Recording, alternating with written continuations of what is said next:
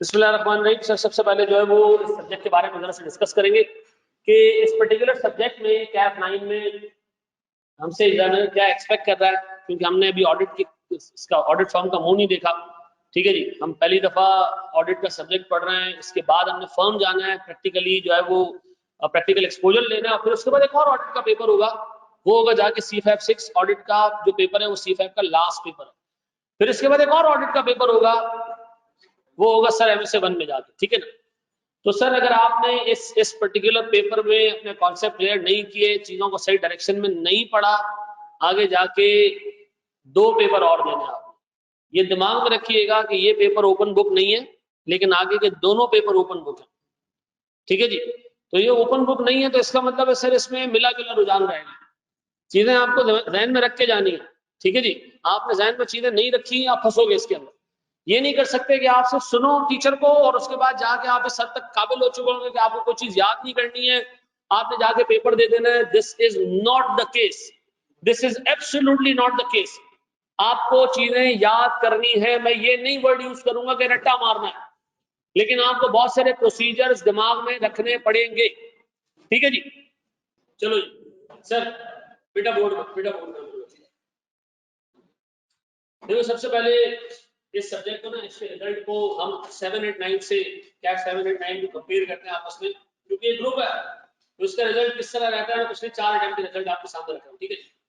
और देखिए last 4 attempt के रिजल्ट है। इसमें ये पता नहीं मैं क्यों स्लाइड बनाई, लेकिन सिर्फ शायद इस चीज के लिए बनाई कि आपको ये बावर करा दिया कि कॉस्टिंग और FAR2 से ज्यादा बच्चे इसमें फेल होते हैं, जबकि ये ऐसा सब्जेक्ट है कि पूरा सेशन में आप पढ़ते रहोगे, आपको बड़ा मजा आएगा, सारी चीजें समझ आ रही होंगी, आपको लगेगा यार इन तीनों पेपरों में सबसे आसान यही है। लेकिन मामला होगा जब जाके जब आप पेपर में अपीयर होगे, पेपर के बाद भी आके आप बोलेंगे वाह जी क्या पेपर गया। उसके बाद पेपर में मार्क्स आएंगे 35।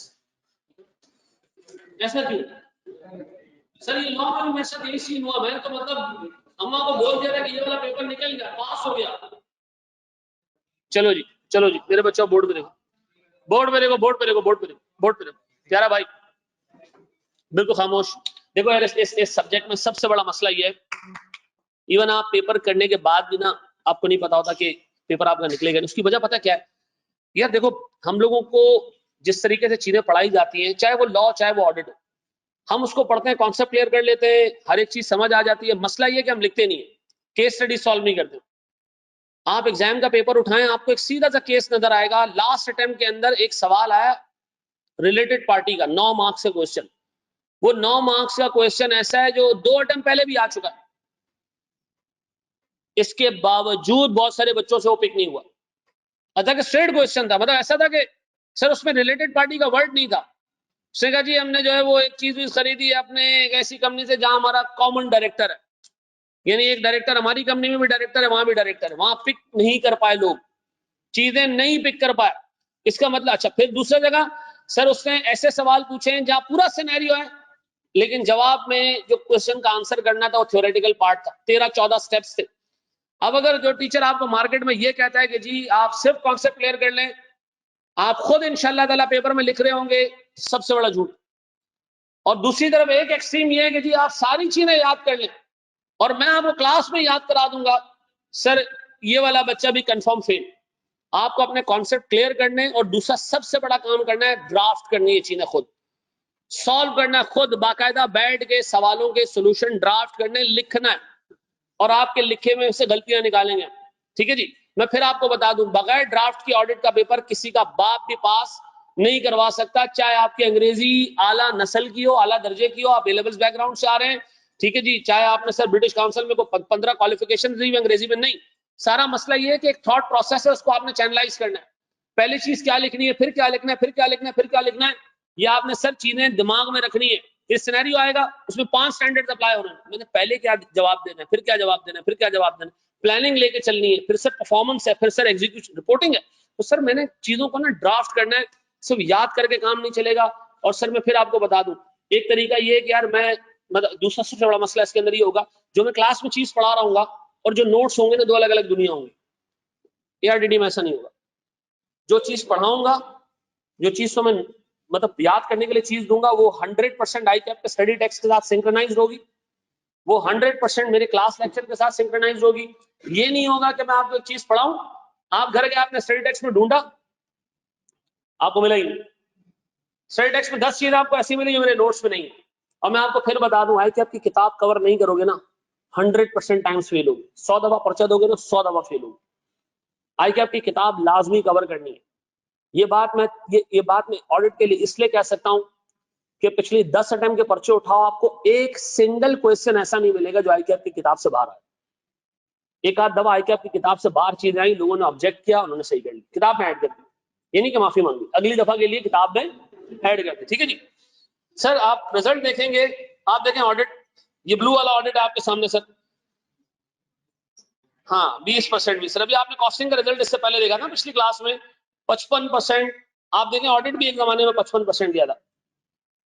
कितना गया? कोई 55-57% गया है ऑडिट का पेपर। 55-57% का मतलब ऐसा क्या हो गया था इस पेपर में? है मतलब आई कैप ने क्या ऐसा किया कि यार वजन के हिसाब से जिसका पेपर में 8 पेजेस भरे हैं उसको पास कर दिया जाए? ऐसा नहीं है सर। यहाँ पेपर का जब मैं अभी आपसे आगे डिस्कस करूंगा ना कि पेपर में पूछा क्या गया, तो आपको अंदाजा होगा कि यहाँ क्यों रिजल्ट ज्यादा है। उसके बाद सिनेरियो बेस्ड क्वेश्चन जिस अटेम्प्ट में आया है उस अटेम्प्ट में रिजल्ट गिरा है। आप देखें 20%। फिर लोएस्ट सर सेकंड नंबर पे सर, फिर लोएस्ट। मुझे बताएं इन तीनों में से आपको क्या नजर आ रहा है? अपेरेंटली इजीएस्ट मुझे ये नजर आ रहा है कॉस्टिंग का अच्छा रिजल्ट है।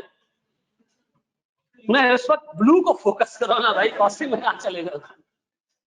तो मुझे एक बात बताएं सर, मैं अगर देखूं तो एक आध दफा शायद कॉस्टिंग सॉरी ऑडिट जो है वो इन दोनों से ऊपर है, अदरवाइज आगे के सारे अटेम्प्ट्स में आप देखो ऑडिट का रिजल्ट जो है वो इन दोनों से ऊपर नहीं है। कुछ में तो सबसे लोएस्ट है, कुछ में सेकंड नंबर पे है। सर समझाने का मकसद सिर्फ ये है कि यार इसमें चीजें आउट होती है, दिमाग में रखना। भाई मेरी आवाज आ रही है क्लियरली? अच्छा सर हमारे पास एक बहुत बड़ा प्रॉब्लम, आप ऊपर देखो सितंबर 2016 को कितने सवाल ऐसे थे जो स्ट्रेट थ्योरी बेस्ड थे, 67 मार्क्स, और 33 मार्क्स आप कैसे थे जो सिनेरियो बेस्ड थे, यानी आपसे केस पूछा था एग्जामिनर। अब आप देखें सर ये रेशियो शिफ्ट होता जा रहा है, ये रेशियो शिफ्ट होता जा रहा है। आप आखिरी अटेम्प्ट देखो क्या आ रहा है, 81 मार्क्स का सिनेरियो, सिर्फ 19 नंबर की थ्योरी।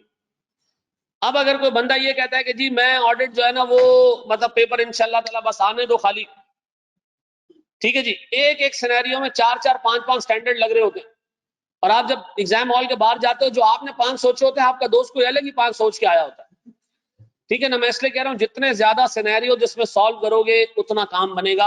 आप सिर्फ ऑडिट पढ़ के याद करके पास नहीं कर सकते, ड्राफ्टिंग के बगैर इस पेपर का हल कोई नहीं है। मैं आपको बता रहा हूं सिनेरियो बेस्ड क्वेश्चन नहीं करोगे, 81% पेपर ऐसा है जिसका आप जो है वो क्लियर कट ना तो रट्टा मार सकते हो, 100% चीजें आपको याद रखनी है, दिमाग में रखनी है ना। ऐसा अच्छा सिनेरियो बेस्ड क्वेश्चन सॉल्व करने के लिए आपको सिर्फ ऑडिट की नॉलेज नहीं चाहिए, आपको लिंक करना भी आना चाहिए, किस स्टैंडर्ड का किससे लिंक है, किस स्टैंडर्ड का किससे लिंक है, पहले मैं क्या करूंगा, दूसरी स्टेप पे क्या करूंगा, तीसरे पे क्या करूंगा। तो मैं फिर आपको बता दूं, देखो लास्ट टाइम हम 2 लोग पढ़ा रहे थे और हमने मतलब कोर्स को इस तरह सिंक्रोनाइज किया हुआ था कि ए में पढ़ा के जाता था तो उसके फौरन बाद आकाश का बी आता था। ठीक है जी, वो बी खत्म करता था तो मेरा सी आता था, डी और ई फिर हम साइमल्टेनियसली लेके चल रहे होते। तो सर मैं आपको फिर बता दूं, आपने एक पूरा कोहेरेंस बना के चलना है इसके अंदर। ये नहीं हो सकता कि यार एक स्टैंडर्ड है उसका दूसरे को ताल्लुक ही नहीं है। ठीक है जी, कनेक्शन बना के चलना जी।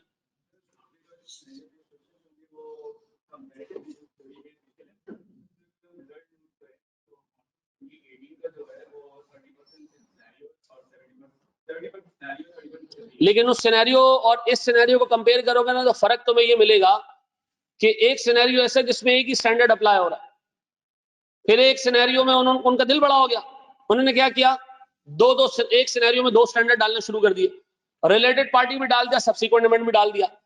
फिर अगले दफा उसने सवाल पूछा तो related party, subsequent event, going concern तीनों डाल दिए। तो सर जैसे जैसे वक्त गुजरता जा रहा है इसके सिनेरियोज आपको, आप जब सॉल्व करोगे आपको अंदाजा होगा, 4 लाइन का सिनेरियो होगा उसमें 5 चीजें लग रही होंगी। ठीक है ना, और मैं आपको बताऊं ये चीज पिक करना सवाल को कि इसमें कौन सा स्टैंडर्ड लग रहा है, this is the difficult part.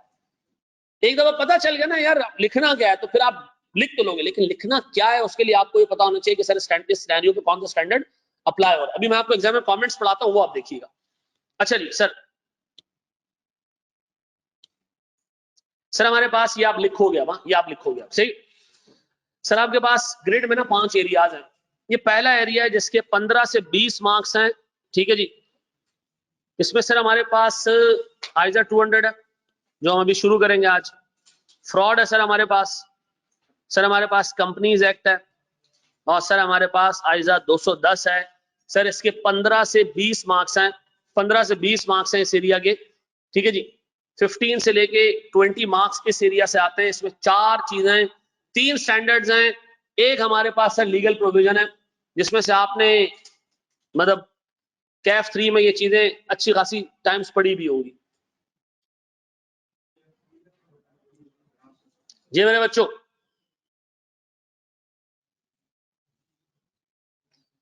मेरी आवाज क्लियर है? लिख रहे हो तुम लोग? मेरी आवाज आ रही है मेरे बच्चों? ऑनलाइन वालों आवाज आ रही है?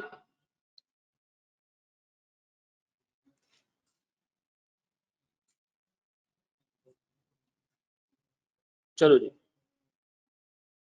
बेहतरीन बेहतरीन बेहतरीन।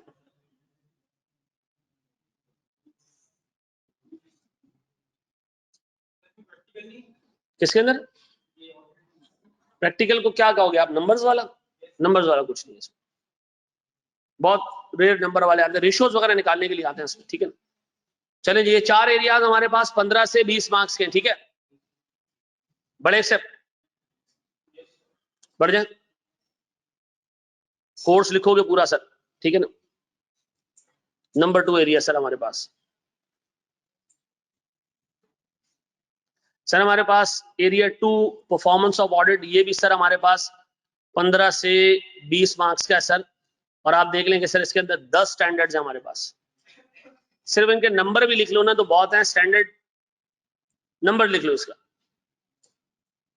और मैं आपको बताऊं ये ठीक ठाक कॉम्प्लेक्स एरिया है, इसके भी मार्क्स 15 से 20 है, ठीक है जी।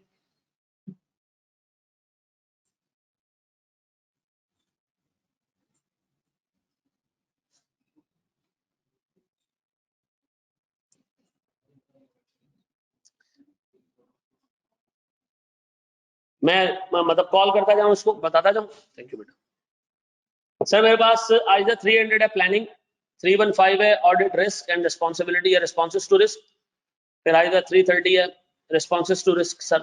फिर हमारे पास आइजा 320 है मटीरियलिटी, 500 ऑडिट एविडेंस। अच्छा ये जिस सीक्वेंस में लिखा है, मैं सीक्वेंस में बिल्कुल नहीं पढ़ेंगे, हमारा सीक्वेंस पढ़ने का कुछ और होगा।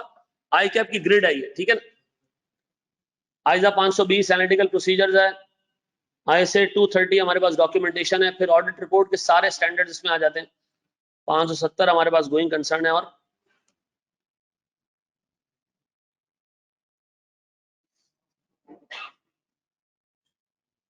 जी बेटा बड़े हम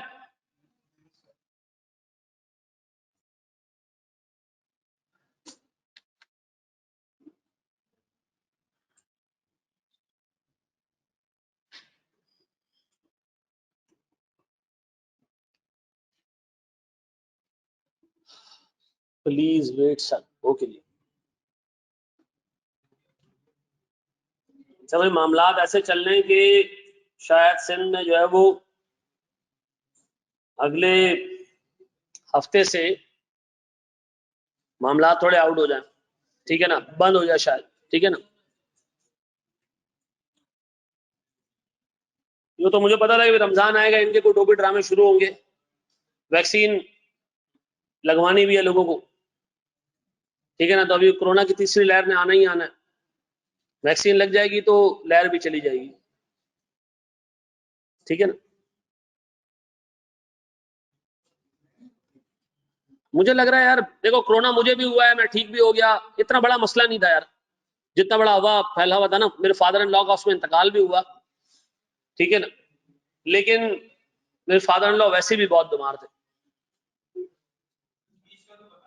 हैं। तो कोरोना तो चलता रहेगा सर, बीच पे चलते हैं। तो बीच की हमने जो डेट रखी थी वो आ रही थी शायद 15 शाबान की डेट, तो वो शायद 2 दिन आगे हो गई है, ठीक है ना, हैं। अब बड़ी रात से पहले आप नाचते हुए जाओ तो ये सही नहीं है ना। बड़ी रात के बाद नाच ले, वो मसला नहीं।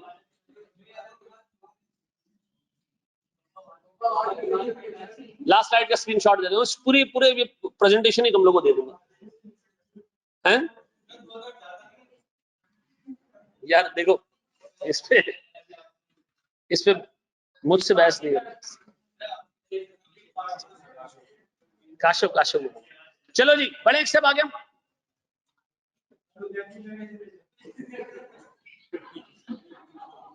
कोई मसला नहीं, वहां टेंशन नहीं।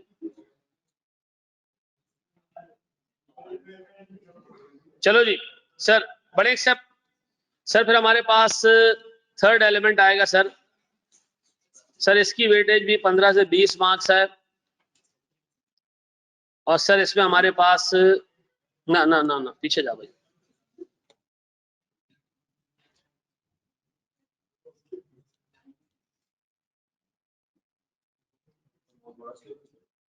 बहुत बड़ा सिलेबस है, इतना बड़ा नहीं है। एक स्टैंडर्ड ऐसा होगा जिसपे 4-5 क्लासेस लगेंगी, कुछ स्टैंडर्ड ऐसे होंगे जो 2 क्लासों में निकल जाएंगे। ठीक है जी सर, इवनली डिस्ट्रीब्यूटेड, 15 से 20 मार्क्स इसके लिए। लास्ट टाइम एक्सटर्नल कंफर्मेशन पे सवाल आया सर 12 नंबर का, रिलेटेड पार्टी पे 9 मार्क्स का सवाल आया, 4 नंबर का सवाल सर रिटर्न रिप्रेजेंटेशन पे आया। ठीक है ना।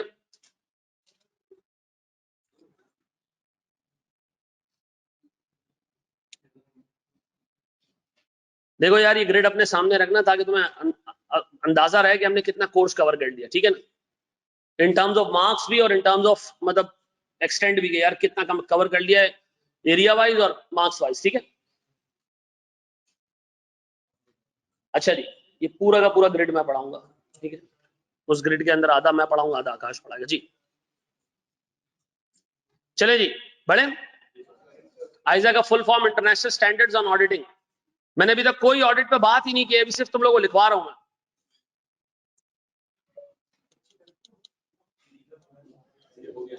नहीं, वो एक आखिरी वाला जो है वो बटन नहीं दबाता तो रह गया।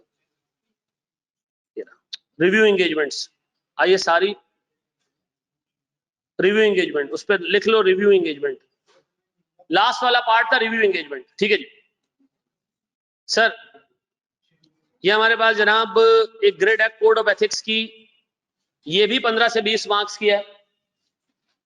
एक ग्रेड है मुकम्मल, कोड आएगा इसके अंदर। ठीक है, ग्रेड 4 है।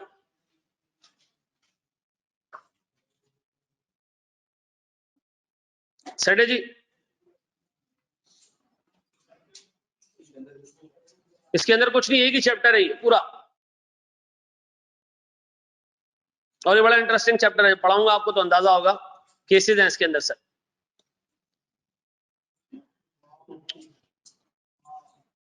अभी क्या फनकारियां डाली हैं यार, अल्लाह की कसम।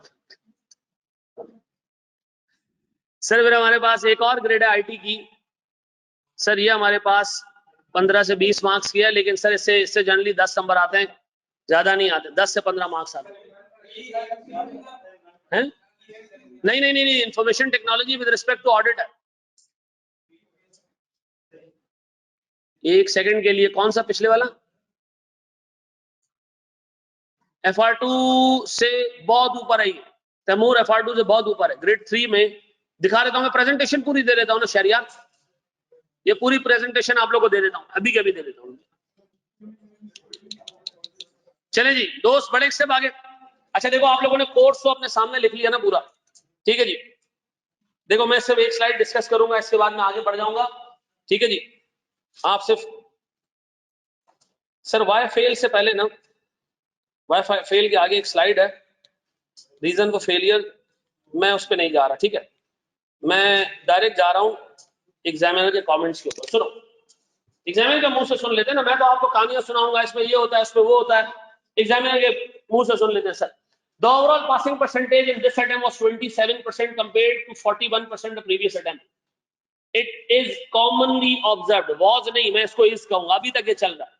It is commonly observed that examinees do not carefully read the question requirement and therefore miss out key aspects of the answer. क्यों लिखा है एग्जामिनर ने? एग्जामिनीज को यही नहीं पता होता कि सिनेरियो पे स्टैंडर्ड कौन सा अप्लाई होना है। वो सवाल पढ़ लेते हैं, जवाब शुरू भी हो जाता है, सर उसमें 4 स्टैंडर्ड अप्लाई हो रहे होते हैं, मिस कर दिए 2 आपने, और उन 2 के ही की नंबर थे। सवाल का आपने जवाब दे दिया, एग्जामिनर ने उसमें आपसे मांगा था रिलेटेड पार्टी, आपने जवाब ही नहीं दिया उसके बारे में।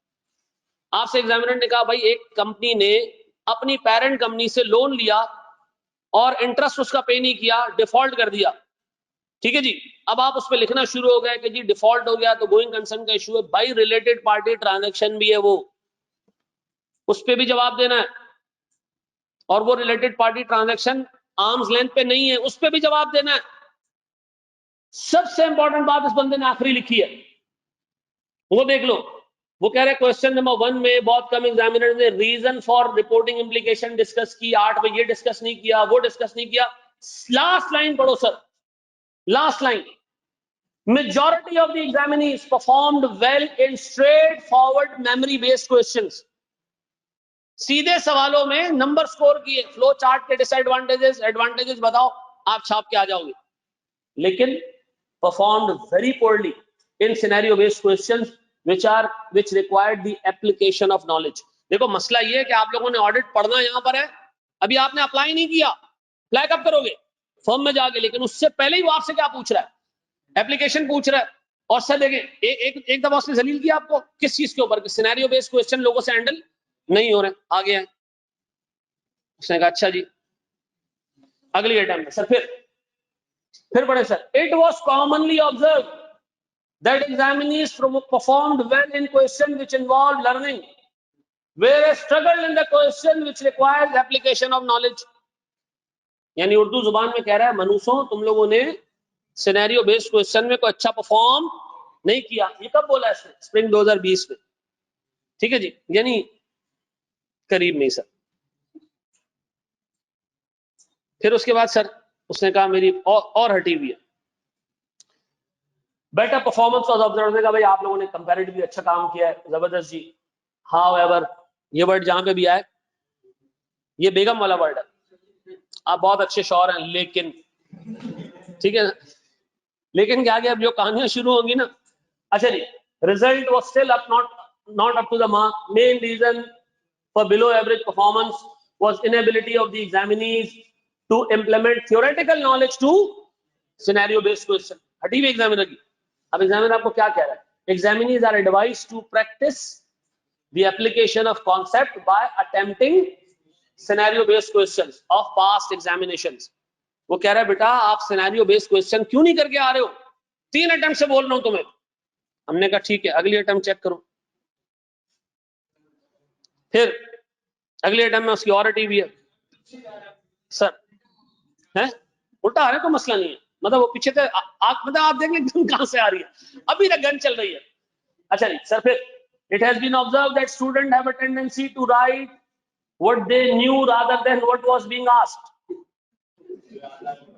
ठीक है जी, आप याद करके गए काओ पे ऐसे आ गया जी, माय बेस्ट फ्रेंड पे ऐसे आप लिखना शुरू करते हो, Ali is my best friend, Ali has a cow, cow has 4 legs. ठीक है जी, शुरू वहां से। तो आगे नहीं, आगे आप चेक करें। Students are therefore advised to carefully read the question and its requirements. सुन देखो यार, मुझे फिर एक बात बताओ, आप पहली लाइन पढ़े sir, however students showed poor skill in attempting. Sir फिर सर इसका मतलब है बीमारी आई कैप के एग्जामिनर्स ने। सर फिर sir, a clear observation that student perform well in straightforward memory based questions but reflected in scenario. अब मुझे एक बात बताओ, इतनी दफा वो बंदा बोल चुका है, और बता दूं आखिरी वाला sir, they should learn answering scenario based question as in many cases they write statement which are not incorrect but irrelevant। ठीक है जी, अब सर और कुछ है? बस सर अब सुनो, देखो मैं आपको सिर्फ एक चीज बता रहा हूं, इसका मतलब सर पूरी इस प्रेजेंटेशन का क्रक्स क्या है? सिनेरियो बेस्ड क्वेश्चन अगर आपसे नहीं सॉल्व हो रहे हैं तो अगली दफा फिर एग्जामिनर का आएगा कि मैं बोल बोल के थक गया हूं, ठीक है जी, लेकिन तुम लोग हो ही कोई खोते। अच्छा सर देखिए, ये वो रीजन है, ये रीजन है सर, ये रीजन है। सुनो, सर देखो मैंने पहले रीजन क्या लिखा है, हर एक चीज याद करने की टेंडेंसी, हर एक चीज याद करने की टेंडेंसी, सब कुछ याद करूंगा मैं, इंशाल्लाह ताला पेपर आएगा मैं सब कुछ लिख लूंगा, पूरी किताब याद कर लूंगा, क्या आएगा किताब से बाहर, सारे नोट्स याद कर लूंगा, जो मिलेगा याद कर लूंगा। एग्जामिनर कहता है भाई मैं वही तो 8 अटेम्प्ट से बोल रहा हूं कि ये नहीं करना है, सिनेरियो बेस्ड क्वेश्चन हैंडल करना होना चाहिए। इनकम्प्लीट कोर्स, मैं हल्फन आपको बता रहा हूं, सिवाय इस पूरी इंडस्ट्री में चंद एक टीचर्स के, चंद एक भी क्या, मैं एक आध टीचर ही बोल सकूंगा जो पूरा कोर्स पढ़ाता है रात दिन के वो पढ़ाता है जो उसको आता है। आप यकीन करें छोटी छोटी डेफिनेशंस, प्रोफेशनल स्केप्टिसिज्म उस पर 8 नंबर का सवाल आ जाता है, ठीक है जी, इंडिपेंडेंस उस पर 8 नंबर का सवाल आ जाता है, ठीक है जी, प्रोफेशनल जजमेंट उस पर 8 नंबर का सवाल आ जाता है। सब छोटी छोटी चीजें भी अगर आप छोड़ के गए ना, तो मैंने आपको बताया ना एक जिन है जो जाके एग्जामिनर को बताता है कि इस मनुष्य ने इस दफा ये वाली चीज याद नहीं की है, इसी से पूछ ले। फिर सर सबसे बड़ा इनकम्प्लीट कोर्स का रीजन और क्या, एक टीचर एक स्टैंडर्ड पढ़ा रहा होगा, दरमियान में आके रुकेगा कि यार मैं इसको यहाँ रोक रहा हूं, ये फिर आगे पढ़ेंगे और फिर वो कभी नहीं आते, ठीक है ना। तो मैं आपको बता रहा हूँ सर मैं पूरा स्टैंडर्ड कवर कराऊंगा, दरमियान में हम कभी नहीं रुकेंगे, ठीक है। कि यार ये ऐसी चीज है जो आगे आएगा और फिर आगे आने के बाद हम दोबारा पीछे आएंगे, ऐसा कोई स्टेशन नहीं, ठीक है ना, ऐसा कोई स्टेशन नहीं है। इसलिए सर मैं चौथा रीजन बता रहा हूँ, ओवर सिंप्लीफिकेशन। मैं ऑडिट को आसान बनाने के लिए ना ये काम नहीं करूंगा कि स्टैंडर्ड का जो आसान एरिया वो पहले करा दूं और मैं ये करूं कि यार जो मुश्किल वाला एरिया वो हम बाद में पढ़ेंगे, फिर वो बाद में ना हो। मैं पढ़ा के जाऊंगा सर, करा के जाऊंगा, मुश्किल लगेगा आपको, बुरा फील होगा होने को, लेकिन कोर्स कंप्लीट होगा, ठीक है जी, कोई चीज छूटी नहीं होगी, ठीक है ना।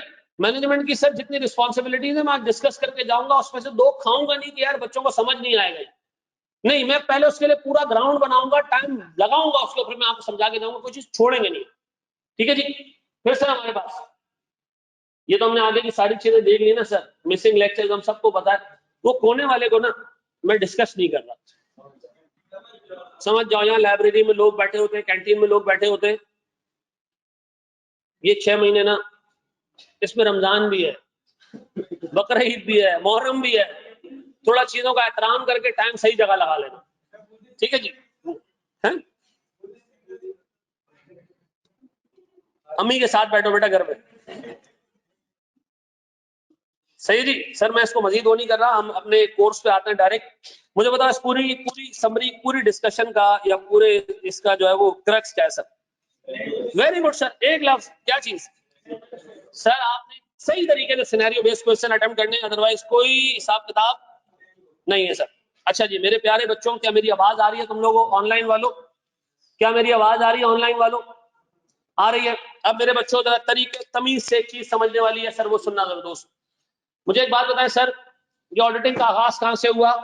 ठीक है जी, ये सर चूंकि हमारे लर्निंग आउटकम का एक पार्ट है, कोर्स का एक हिस्सा है, तो मैं डिस्कस कर रहा हूं, अदरवाइज मैं इसको डिस्कस नहीं करता सर, टाइम वेस्ट नहीं करता मैं आपका। चले मैं आपको छोटी सी एग्जांपल दूं सर, ऑडिट शुरू कब हुआ सर, किस तरह ना, एक फॉर्मल ऑडिटिंग कब शुरू हुई जो मॉडर्न ऑडिटिंग है? देखिए सर 1840s में दुनिया पे यूके गवर्नमेंट का इतना बड़ा कब्जा था कि लोग कहते थे कि जी इनके हुकूमत में सूरज गुरूब नहीं होता, ठीक है जी। वो सर यूके में बैठे हैं, इंडिया को भी रूल कर रहे हैं, अफ्रीका को भी रूल कर रहे हैं, सब जगह को रूल कर रहे हैं, तो उनको अपने कासिद भेजना, एमिनेशन भेजना, सामान भेजने के लिए क्या किया सर, उन्होंने सबसे ज्यादा पैसा इन्वेस्ट किया मीन्स ऑफ ट्रांसपोर्टेशन में, कि यार जल्दी चीज पहुंच सके। इस एरा में 18th सेंचुरी में ट्रांसपोर्टेशन के मीन्स को तेज करने के लिए ठीक ठाक खर्चे हुए ताकि लोगों की रीच बढ़े। सर वो कर रहे थे अपनी किंगडम को स्टेबल करने के लिए। हुआ क्या, जब मीन्स ऑफ ट्रांसपोर्टेशन यानी सर गाड़ियां और स्पीड वाली गाड़ियां और सर ये वो सब चीजें डेवलप हुई, तो लोगों ने ये सोचा कि यार ये चीजें जंग के लिए इस्तेमाल हो रही है, किंगडम को स्टेबल करने के लिए इस्तेमाल हो रही है, क्यों ना हम अपनी प्रोडक्ट्स दूर दूर इलाकों में बेचना शुरू कर दें। तो मेरे जूते बहुत, मैं जूते बनाता हूँ, बहुत जबरदस्त जूते हैं, कराची में बनाता हूँ, मैं लाहौर क्यों ना भेजूं उसको, मैं इस्लामाबाद क्यों ना भेजूं, पाकिस्तान से बाहर क्यों ना भेजूं। तो लोगों ने क्या किया सर, दुनिया में जाके ट्रेड करना शुरू की, ग्लोबलाइजेशन का कॉन्सेप्ट शुरू हो गया, ठीक है जी। अब मुझे एक बात बताओ सर, अगर एक प्रोडक्ट से एक सिग्निफिकेंटली जबरदस्त तरीके से जो है वो मशहूर हो जाए तो क्या होगा सर, मालिक के पास पैसे शॉर्ट पड़ जाएंगे, क्योंकि सर मास प्रोडक्शन करनी है। अब सर चीजें प्रोडक्ट्स मशहूर होना शुरू हो गई, बड़ी बड़ी कंपनी फॉर्म होना शुरू हो गई, तो मुझे एक बात बताओ सर, पैसे जब नहीं है तो क्या करेंगे सर? फिर सर जॉइंट स्टॉक कंपनी का हिसाब किताब शुरू हुआ कि यार एक बंदे के पास नहीं है ना, तो 15-16 लोग, 20 लोग, 50 लोग, 60 लोग 1000 लोग बैठ के क्या करो, पुलिंग कर लो फंड्स और क्या बना लो। आप देखिए 18th सेंचुरी में जितनी बड़ी कंपनीज आज आपको नजर आ रही है ना, ये सारी 18th सेंचुरी की फॉर्मेशन, 18th 19th सेंचुरी। इससे पहले आपको कंपनी का कॉन्सेप्ट नजर नहीं आएगा। क्यों? मास प्रोडक्शन करनी है, प्रोडक्ट मशहूर हो चुका है, पूरी दुनिया में फैलाना है, मशीन चाहिए, पैसे चाहिए, क्या शुरू किया हम लोगों ने? सर जॉइंट स्टॉक कंपनी बनाना शुरू की। अब मुझे बताओ सर, जब जॉइंट स्टॉक कंपनी बनी तो जॉइंट स्टॉक कंपनी के ओनर्स कितने? एक कंपनी के कितने ओनर्स होते होंगे दोस्त, अंदाजन? एक कंपनी के अंदाजन कितने ओनर्स होते होंगे? 1000-2000 बस, 1000-2000 बस। सर मैं आपको बता दूं, रिलायंस कंपनी के इतने शेयर होल्डर्स हैं कि उनको एजीएम करने के लिए फिरोज शाह कोटला स्टेडियम बुक करवाना पड़ता, इतने उनके शेयर होल्डर्स हैं, एजीएम करवाने के स्टेडियम बुक करवाना पड़ता। अब मुझे एक बात बताओ सर, ये सारे शेयर होल्डर्स ओनर है? ओनर है? क्या सबको बिजनेस करना आता है? क्या सबको रिलायंस कंपनी का काम करना आता है? नहीं। तो क्या शेयर होल्डर कंपनी संभालते हैं? नहीं सर। शेयर होल्डर किसको अपॉइंट करते हैं? सर शेयर होल्डर्स अपॉइंट करेंगे बोर्ड ऑफ डायरेक्टर्स को। ये बोर्ड ऑफ डायरेक्टर्स कौन है? ये बोर्ड ऑफ डायरेक्टर्स कौन है सर? ये कौन लोग हैं सर? ये एक्सपर्ट्स हैं जिनको बिजनेस चलाने आता है, ऐसा? जिनको बिजनेस चलाने आता है, जिनको पता है कि जी पैसा कहाँ इन्वेस्ट करना है, किस जगह पे जो है वो काम करना है, मशीन्स कौन से खरीदनी है, ये डायरेक्टर्स एक्सपर्ट लोग हैं। क्या ये directors day to day operation चलाएंगे? नहीं सर। ये स्ट्रेटेजिक थिंकिंग करेंगे। क्या करेंगे? अब बताएं सर, ये क्या करेंगे? ये मैनेजमेंट को अपॉइंट करते हैं। किसको अपॉइंट करते हैं?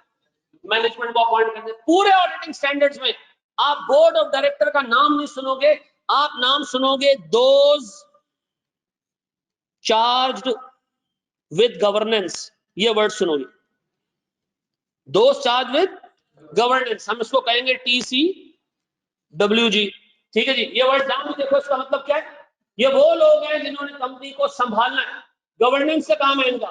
ये किनको अपॉइंट करेंगे? मैनेजमेंट को। मैनेजमेंट कौन होगा? एक प्रोडक्शन डिपार्टमेंट का हेड होगा, एक सेल्स डिपार्टमेंट का हेड होगा, सर एक एडमिन डिपार्टमेंट का हेड होगा। देखो डे वन पे क्लियर कर लो मैनेजमेंट और डायरेक्टर्स में फर्क क्या है। ठीक है जी, सर एक मार्केटिंग डिपार्टमेंट का हेड है, एक रिसर्च डिपार्टमेंट का हेड है, इन्होंने क्या करना है? इस मैनेजमेंट ने क्या करना है?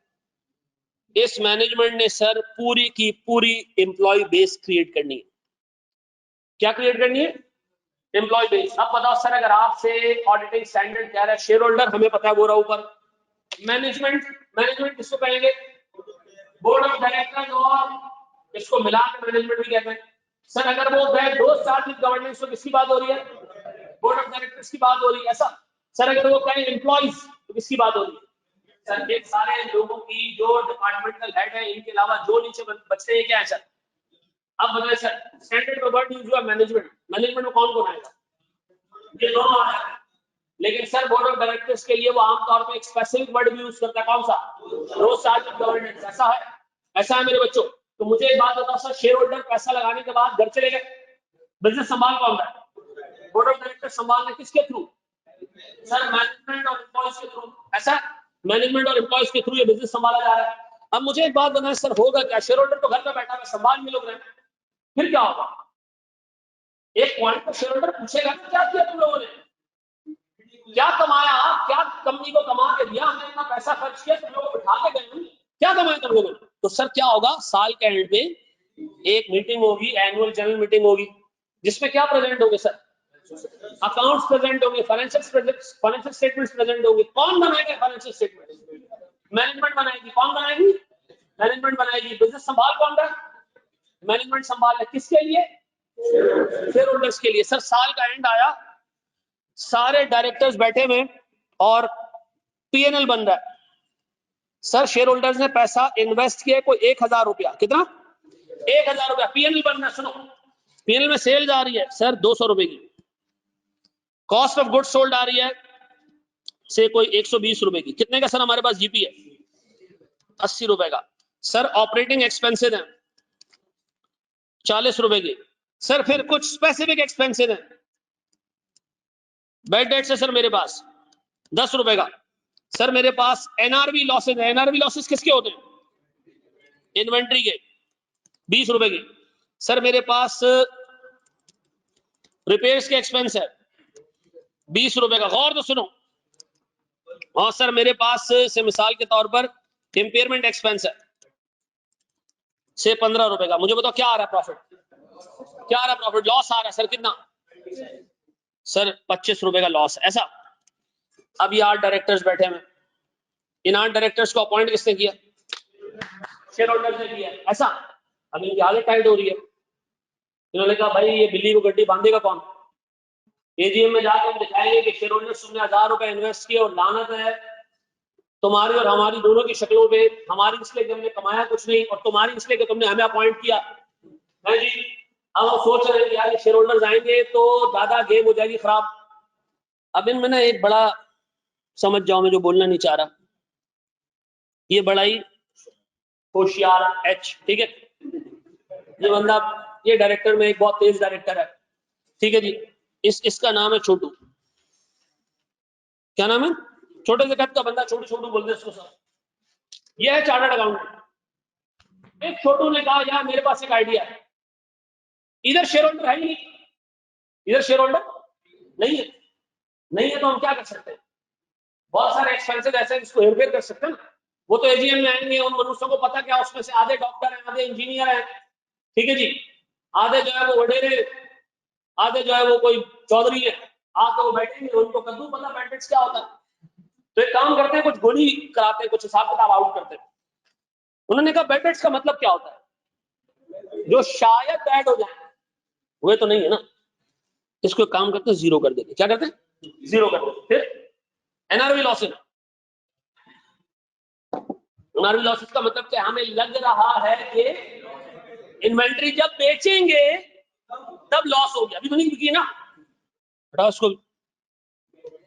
रिपेयर्स, रिपेयर्स क्या हो सकते हैं, कैपिटलाइज हो सकते हैं, ऐसा, रिपेयर्स कैपिटलाइज हो सकते हैं ना, हम कह देंगे भाई हमने जो खर्चा किया उससे मशीन के इकोनॉमिक बेनिफिट्स बढ़ गए, तो भी तो करानी है, शेयर होल्डर है नहीं, शेयर होल्डर सी हैं और हम एच है, यानी शेयर होल्डर बेचारे मासूम है, चंपू है, और हम जो है ना थोड़े होशियार हैं। अब मुझे एक बात बताएं, हमने रिपेयर्स को उठा के कैपिटलाइज कर दिया तो एक्सपेंस क्या हो गया, जीरो हो गया। इंपेयरमेंट, इंपेयरमेंट हमने कहा यार सीए वालों को समझ नहीं आता, वैल्यू न्यूज निकालना, रिकवरेबल अमाउंट निकालना, इतनी टेढ़ी चीजें, इसको भी क्या कर दो। और अब देखो, चेक करो भाई का कमाल, आने दो अब मीटिंग। अब सर सुनो, मीटिंग आ गई सर, मुझे ना सारे जो एस्टिमेटेड एक्सपेंसेस है ना, जो एस्टिमेट्स की बेसिस पे थे, सब जीरो कर दिया। अब हुई एजीएम, एजीएम हुई, शेयर होल्डर्स ने देखा भाई 1000 रुपए कंपनी का पहला साल, 40 रुपए का प्रॉफिट, बेहतरीन, जबरदस्त भाई, आप 8 डायरेक्टर्स हो, आप सबके लिए 10 रुपए का bonus. Thank you sir, thank you. अब जैसे ही शेयर होल्डर गए, इन्होंने बोनस बांटना शुरू किया। बोनस में छोटू ने कहा सारे हरामखोरी के आइडिया मैंने दिए थे, इसमें पैसे बनने चाहिए मेरे। छोटू को मिला 1 रुपए का बोनस। छोटू ने कहा ये क्यों, ये क्यों, मतलब मैं वैसे ही छोटा हूं, बोनस भी छोटा कर दिया तुम लोग। उन्होंने कहा भाई ये नहीं, मतलब यही है, संभालो। छोटू ने कहा अच्छा, मतलब मेरे साथ जो है वो हरामखोरी है, सही है, कोई मसला नहीं, कोई टेंशन नहीं है। छोटू ने कहा भाई मैं तो डूबूंगा। सर छोटू ने क्या किया, गौर तो सुनना, सबसे जो बड़ा शेयर होल्डर है ना, जिसके पास कंपनी के कुछ 30-40% शेयर है, ठीक है जी, उसको किया फोन कि सर आप लोग के साथ धोखा हुआ है। उसने कहा अच्छा क्या धोखा हुआ, उसने कहा आपकी जो मैनेजमेंट है उन्होंने किया आपके साथ ठीक ठाक, टोपी ड्रामे किए, सारे एक्सपेंसेस खा गए, और ये सब के सब हरामखोर हैं, मुझे बोनस भी कम दिया, ठीक है ना। अच्छा तुम हो कौन, सर मैं आपका एक डायरेक्टर हूं, और मैं इस वक्त दुबई एयरपोर्ट पे खड़ा हूं, मैं कराची से भाग गया हूं, नंबर भी चेक करें कराची का नहीं है, तो मैं आपको बताना चाह रहा हूं कि कंपनी में जो होता है वैसे होता नहीं है, और मैं यहाँ आपको बताना चाहता हूं है। अब सुनो, अब हो गए मामला खराब। अच्छा मेजर शेयर होल्डर ने 4-5 गालियां दी, इससे फोन रखा गायब। अब बताओ सर शेयर होल्डर ने क्या किया, अब तो शेयर होल्डर परेशान है, यार मैं तो होता नहीं हूँ, मेरी टेक्निकल नॉलेज भी नहीं है, ये तो हरामखोर कुछ भी करते फिरे, तो मुझे अपॉइंट करना चाहिए किसको, तो सर यहाँ राउडी राठौर की एंट्री होती है, वो कौन है? ऑडिटर है, ठीक है जी। ऑडिटर सर एक इंडिपेंडेंट बंदा है जिसने ये इंश्योर करना कि जो फाइनेंशियल स्टेटमेंट्स मैनेजमेंट कंपनी के शेयर होल्डर्स को दे रही है वो क्या हो सर वो ट्रू एंड फेयर व्यू दे, वो सही हो, गलतियों से पाक हो, ठीक है जी, ताकि शेयर होल्डर को असल पिक्चर पता चले। तो मुझे बताओ क्या ये ट्रू एंड फेयर व्यू था? क्या ये ट्रू एंड फेयर व्यू था? ये था, लेकिन ये नहीं था, ये नहीं था। तो मुझे बताओ ऑर्डर क्या इंश्योर करेगा कि मैनेजमेंट जो फाइनेंशियल स्टेटमेंट बना रही है वो बिल्कुल सही हो, ट्रू एंड फेयर व्यू। तो मुझे बताओ सर ऑर्डर की जरूरत कब पेश आई? सर सीधी सी बात है, मैनेजमेंट काम कर रही है सर, जो शेयर होल्डर है वो पैसा लगा के बैठे, इन दोनों के बीच में सर एक ब्रिज है, वो कौन है? बताओ ऑर्डर करेगा क्या? ऑर्डर की जिम्मेदारी क्या होनी चाहिए? ऐसे दिमाग में आता क्या होनी चाहिए? सर मैनेजमेंट फाइनेंशियल स्टेटमेंट बनाएगी, किसको दे देगी? ऑर्डर को दे देगी। ऑर्डर क्या करेगा उसको? सर वेरीफाई करेगा, चेक करेगा, ऑडिट करेगा उसका, और वेरीफाई करने के बाद क्या करेगा? सर वो शेयर होल्डर्स को एक रिपोर्ट देगा। क्या देगा? रिपोर्ट देगा कि फाइनेंशियल स्टेटमेंट सही है या नहीं है। ये बात समझ आती है सर? अब बताएं सर, अगर मैं आपसे पूछूं कि फाइनेंशियल स्टेटमेंट्स बनाना जिम्मेदारी किसकी है, उसका ऑडिट करने की जिम्मेदारी किसकी है? सर ऑर्डर की है। क्या फाइनेंशियल स्टेटमेंट्स बनाना मैनेजमेंट की जिम्मेदारी है? क्या ऑडिटर की जिम्मेदारी है फाइनेंशियल स्टेटमेंट्स बनाना? नहीं सर। ऑडिटर की जिम्मेदारी क्या है सर? फाइनेंशियल स्टेटमेंट्स को रिव्यू करना, चेक करना, ऐसा है। अब मुझे बताएं सर, अगर मैं आपसे पूछूं कि मॉडर्न ऑडिटिंग कब शुरू हुई, तो ये स्टेप्स आपको याद रहेंगे सर, ये 4 चीजें आपको याद रहेंगी कि sir means of transportation 1840s में अच्छे हुए, जिसकी वजह से ग्लोबलाइजेशन का कॉन्सेप्ट आया। ग्लोबलाइजेशन का कॉन्सेप्ट आया, मार्केट फैली तो लोगों को पैसे चाहिए थे, फाइनेंस की नीड पड़ी, ज्वाइंट स्टॉक कंपनीज बनी। ज्वाइंट स्टॉक कंपनीज में शेयर होल्डर और मैनेजमेंट दो अलग अलग टाइप के लोग हैं। शेयर होल्डर फाइनेंस प्रोवाइड करता है और मैनेजमेंट कंपनी को रन करती है, ठीक है जी। तो हमें जरूरत पेश आई कि यार मैनेजमेंट जो फाइनेंशियल स्टेटमेंट्स बनाती है उसका एक इंडिपेंडेंट व्यू, एक ट्रू एंड फेयर व्यू किसको मिले? शेयर होल्डर्स को मिले। तो सर ऑडिटर को अपॉइंट करना लाजमी हो गया। ऐसा अब याद रखें सर, 1849 से कंपनी लॉ में लिखा हुआ है कि शेयर होल्डर्स को फाइनेंशियल स्टेटमेंट्स नहीं बल्कि ऑडिटेड फाइनेंशियल स्टेटमेंट्स प्रेजेंट होंगे। ऐसा है, ये बात समझ आती है सर? ये मैनेज कर लोगे सर, ये मोटी मोटी हेडिंग्स अपने पास लिख लोगे तो हम आगे बढ़े।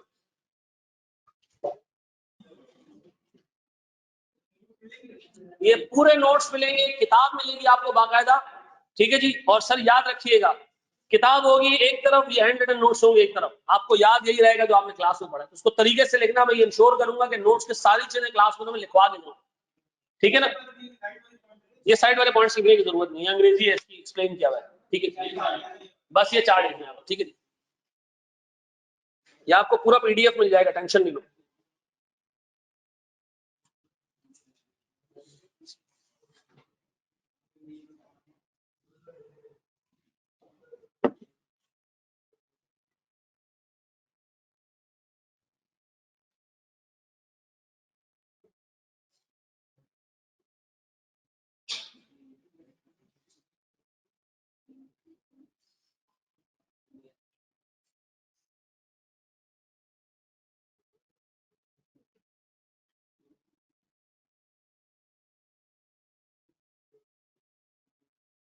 चले जी, बड़े जनाब, from where PDF will be obtained? Sir PDF will be given to you right in the class। अभी आपको मैं इसी पे दे दूंगा PDF, टेंशन नहीं लो, ठीक है। ग्रुप पे भी मैं डाल दूंगा, कोई टेंशन नहीं बेटा।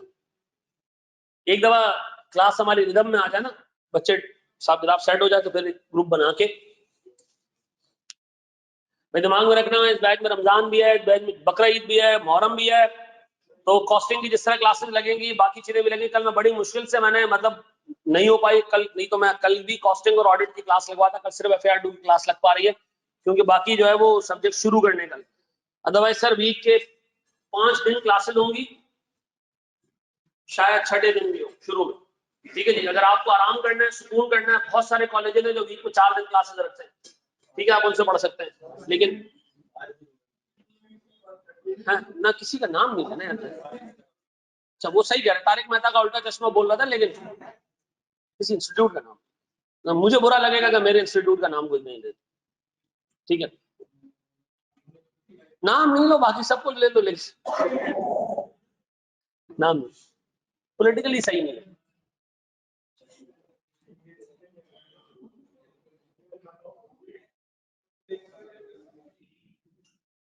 कर लिया, लिख लिया, ये भी देख लिया। बस ये लिख लो सर, ये सब सारे नोट्स मैं आपको दे रहा हूं, सुकून से आप इसको जो है ना वो सवाल है को बेटा जी। जनाब सर तारीख की क्लास कब है? कल है। जेएससी का मतलब ज्वाइंट स्टॉक कंपनी।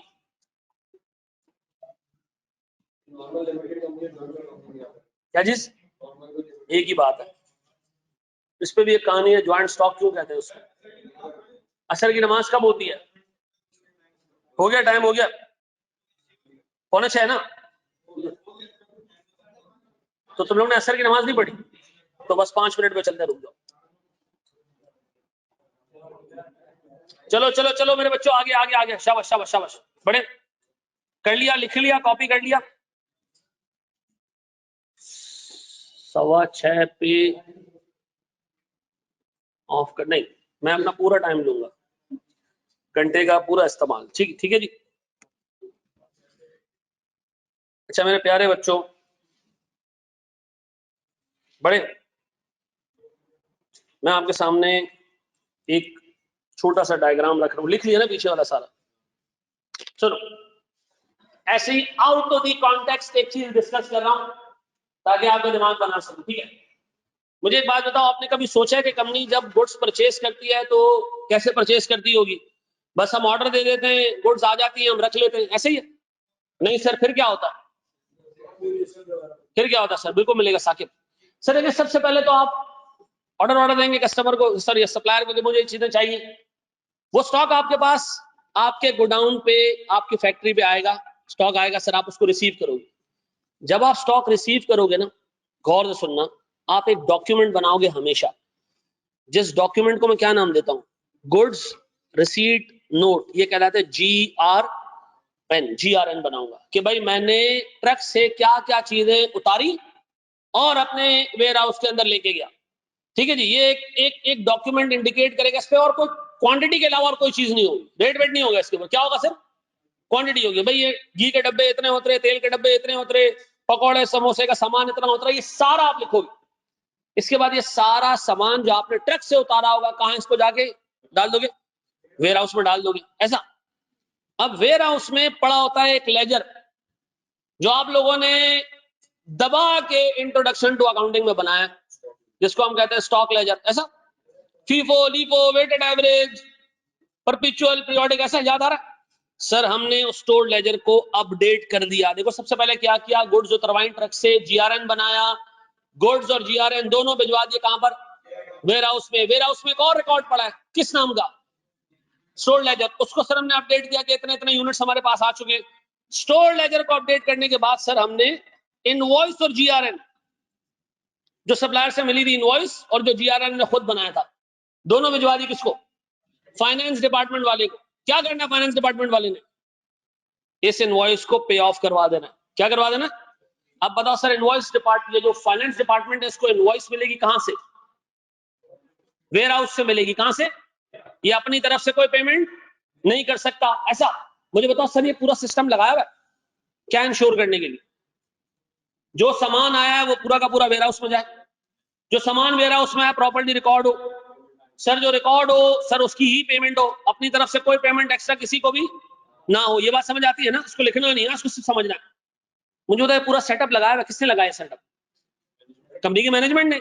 क्या इंश्योर करने के लिए? ट्रांसपेरेंसी इंश्योर करने के लिए, कोई दो नंबरी ना हो, ऐसा। जो चीजें मंगवाई है वही आए, जो आई है सर वही रिकॉर्ड हो, जो रिकॉर्ड हुई है पेमेंट उसी की हो, ऐसा। इसी तरह जब हम गुड्स बेचते हैं, लिखेगा नहीं कोई भी, जब हम गुड्स बेचते हैं तो हम क्या करते हैं? एक कस्टमर ने गुड्स मांगे, ये चाहिए, क्या करूं? जाके थैले में भर के दे दूं? नहीं सर, पहले तो चेक करो है या नहीं है वो। कहां से जाके चेक करें? स्टोर लेजर से। ठीक है जी, वो मांग रहे 500 यूनिट, तुम्हारे पास 500 है या नहीं है? ये जाके सबसे पहले चेक करो, अवेलेबिलिटी चेक करो मेरे बच्चों। चेक की अवेलेबिलिटी, हाँ है। फिर क्या करें सर? निकालें उसको बेचने के लिए। सर क्या बनाए? Goods delivery note. क्या बनाए? अब ये बाहर जा रही है चीजें, इससे पहले वाले एग्जांपल में क्या हो रही थी, अंदर आ रही थी। सर ट्रक पे डालें, फिजिकल गुड्स भिजवा दें, वहां जब ट्रक आपका पहुंचे तो सामने वाली पार्टी से इनवॉइस के ऊपर साइन करवा लें कि उसने चीजें रिसीव कर ली। ऐसा सिर्फ इसको समझना है सर। रिसीविंग लेने के बाद आप आए और वो इनवॉइस दे दें किसको, अपने फाइनेंस डिपार्टमेंट वालों को, और उसको कहें कि अब इन लोगों को फॉलो अप करना शुरू करें, पैसे लेने इनसे। 15 दिन बाद, 20 दिन बाद, 25 दिन बाद, 30 दिन बाद, 60 दिन बाद ये पैसे आप किसी न किसी तरीके से कस्टमर से रिकवर कर लेंगे। देखिए शुरू कहां से हुआ, पहले हमने चेक किया हमारे पास स्टॉक है या नहीं है, था तो हमने क्या किया, निकाला सर, गुड्स डिलीवरी नोट बनाया, ट्रक पे डाला, पठान को इनवॉइस दी, चाचा वहां से साइन करवाते हुए आना, वहां से साइन करवाते हुए आया चाचा, हमने फाइनेंस डिपार्टमेंट को दी कि ये पैसे रिकवर करने, फाइनेंस डिपार्टमेंट ने क्या कर दिया, रिकवर करके दे दिया। परचेज का सिस्टम देखा, ब्रीफ सा, सेल्स का सिस्टम देखा, ब्रीफ सा। किसने बनाए दोनों सिस्टम, मैनेजमेंट ने बनाया। क्या इंश्योर करने के लिए, ट्रांसपेरेंसी इंश्योर करने के लिए, कोई दो नंबरी ना हो। फिर मैनेजमेंट ने क्या किया, कंपनी का ओपनिंग स्टॉक देखा, पूरी परचेजेस जो ऊपर साइकिल से चेन से होते हुए आई है वो ऐड की उसमें। सर जो पूरी सेल्स ऊपर आपने साइकिल देखी वो उसमें से लेस कर दी, क्या बच गया, क्लोजिंग स्टॉक बच गया साल के एंड में। इस क्लोजिंग स्टॉक को जो कि बुक के हिसाब से आ रहा है, फिजिकली हमने जाके क्या किया, काउंट भी कर लिया कि जो स्टॉक बुक्स में पड़ा हुआ है क्या फिजिकली वो स्टॉक मौजूद भी है। आपको क्या लगता है जो 3 काम हमने किए, परचेज को पूरा डॉक्यूमेंट किया तरीके से, सेल्स को हमने बिल्कुल मुकम्मल सही तरीके से रिकॉर्ड किया, सारा सिस्टम फॉलो किया, एंड में आके स्टॉक भी गिना, आपको नहीं लगता ये सब चीजें क्या कहलाती है, इन सब चीजों का एक नाम इंटरनल कंट्रोल। रिजवान इन सब चीजों का क्या नाम, इंटरनल कंट्रोल। इनका क्या नाम, इंटरनल कंट्रोल। क्या नाम, मुझे बताओ इंटरनल कंट्रोल लगाना किसकी जिम्मेदारी है, बस ये दिमाग में रखना। मैं आपको एक वर्ड बता देता हूं, इंटरनल कंट्रोल, आपको मजा नहीं आता, मैंने पूरी एग्जांपल दे दिया, ठीक है। अब बताओ मैनेजमेंट की 3 जिम्मेदारियां, किसकी, मैनेजमेंट को अपॉइंट किसने किया, शेयर होल्डर्स ने किया। क्या सोच के शेयर होल्डर्स ने अपॉइंट किया, क्या 3 काम करेंगे। नंबर 1 फाइनेंशियल स्टेटमेंट्स बनाएंगे, क्या करेंगे, फाइनेंशियल स्टेटमेंट्स बनाएंगे, किसके हिसाब से, IFRS के हिसाब से। अभी मैं बता रहा हूं, applicable financial reporting framework, applicable financial reporting, financial statements बनाएंगे। पाकिस्तान में फाइनेंशियल रिपोर्टिंग फ्रेमवर्क कौन सा है भाई, IFRS है, ऐसा सर IFRS के हिसाब से फाइनेंशियल स्टेटमेंट्स बनाएंगे। नंबर 2 एस्टेब्लिश करेगा ये क्या चीज, इंटरनल कंट्रोल। इंटरनल कंट्रोल की एग्जांपल भी आपने देखी किसकी, परचेज की, और एग्जांपल देखी किसकी, सेल्स की, और एग्जांपल देखी किसकी, फिजिकल काउंटिंग की। ये तीनों मैनेजमेंट ने क्यों पार्टनर को लगना सर, ताकि फाइनेंशियल स्टेटमेंट्स को तरीके से बनाया जा सके, कोई इसके अंदर सर 2 नंबरी ना हो। तो सर मैनेजमेंट की दूसरी जिम्मेदारी establish internal controls to ensure that financial statements are prepared as per financial statement बनाना। दूसरा कंट्रोल को एस्टैब्लिश करना। तो तीसरा, ये दोनों जिम्मेदारियां इसकी शेयर होल्डर्स के लिए, ये दोनों जिम्मेदारियां इसकी किसके लिए, शेयर होल्डर्स के लिए, ये दोनों जिम्मेदारियां इसकी शेयर होल्डर्स के लिए। तीसरी जिम्मेदारी ये इसकी ऑडिटर की तरफ है। सर इस बंदे को लॉ के हिसाब से सारी इंफॉर्मेशन देनी है किसको, जो ऑडिटर मांगे। ऑडिटर क्या मांग सकता है, सारे डॉक्यूमेंट्स, क्या चीज, सारे डॉक्यूमेंट्स, और एक्सेस टू पर्सनल। ऑडिटर आया, उसने कहा जी मुझे आपके सेक्रेटरी से बात करना है, वो क्या है, नहीं मैं इजाजत नहीं दूंगा। ऑडिटर ने कहा देखा भाई लॉ में लिखा है, आप मुझे रोक नहीं सकते, ठीक है जी, तो मैंने बात ही करनी है ना, आप मुझे एक्सेस दें। उसके पास कोई राज है जो छुपा है, नहीं सर, ऑडिटर को मैनेजमेंट ने एक्सेस देना है कंपनी के सारे। पर सीईओ ने कहा भाई वो मेरी वाइफ है, वाइफ है तो घर में बिठाओ ना, यहाँ तो एम्प्लॉई है, मैं तो बात करूंगा, बुलाओ भाभी को है। अब मुझे बताया सर, और access to all locations. Access to all locations का मतलब सारी जगह जहां पर कंपनी का बिजनेस चलता है, स्टॉक मौजूद है, ऑर्डर जाना चाहता है, आपको उसका एक्सेस देना पड़ेगा, ठीक है जी। हमने एक ऑफिस बनाया हुआ सर कड्डी पार्टी में, और ऑल्टर हमसे नहीं पूछ रहा, हम कह रहे जाना है, हमें लॉ ने कहा है कि हम आपको भेजेंगे, आप आ जाए। नहीं मैं ऑडिट नहीं करनी, नहीं आप आए हमको लेके जाए। तो मुझे एक बात बता सर, मैनेजमेंट की 3 जिम्मेदारियां, 5 नंबर का सवाल है, क्या 3 जिम्मेदारियां? फाइनेंशियल स्टेटमेंट बनाना, उसके लिए इंटरनल कंट्रोल एस्टैब्लिश करना और इंफॉर्मेशन सारी देना। इंफॉर्मेशन का मतलब डॉक्यूमेंट्स, सारे पर्सन पे एक्सेस और सारी लोकेशन पे एक्सेस, ये 3 मैनेजमेंट की जिम्मेदारियां समझ आ गई। अब मुझे एक बात बताओ, इसके अंदर एक मेन वर्ड है कंट्रोल, ये पूरा सेटअप लगाना ताकि कोई ट्रांसपेरेंसी कहीं पर भी खराब ना हो। जहां पर हिसाब किताब है सर वो बिल्कुल सही जो है फाइनेंशियल स्टेटमेंट्स में रिफ्लेक्ट करे। कोई बोगस सेल्स बुक ना हो, कोई बोगस परचेज बुक ना हो, कोई स्टॉक हमारी बुक्स में ऐसा ना आ रहा हो जो फिजिकली एग्जिस्ट नहीं करता हो। ये सारी चीजें इंश्योर करना जिम्मेदारी किसकी है? अब बताओ सर, इसमें से 3 चीजें जो आपको ध्यान में रखनी है, फाइनेंशियल स्टेटमेंट्स बनाना, इंटरनल कंट्रोल एस्टैब्लिश करना और ऑर्डर को सारी इंफॉर्मेशन देना, ये मैनेजमेंट की जिम्मेदारी है। ऐसा मुझे बताया जिम्मेदारियां कहां लिखी है, किसने मैनेजमेंट को ये बताया कि तुम्हारी ये जिम्मेदारी? लॉ ने बताया। किसने बताया? लॉ ने बताया। याद रखना, मैनेजमेंट की जिम्मेदारियां कौन इंपोज करता है? लॉ इंपोज करता है। इसको कॉपी करो शाबाश। ये ऊपर ये कॉपी करने की जरूरत तो नहीं है ना? बस ये 3 रिस्पॉन्सिबिलिटीज कॉपी करो, ठीक है? शाबाश मेरे बच्चों, शाबाश शाबाश शाबाश शाबाश।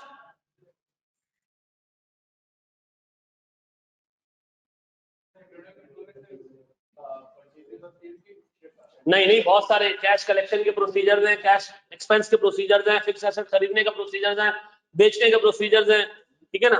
हजारों इंटरनल कंट्रोल, ठीक है ना? सैलरी देने के प्रोसीजर्स हैं।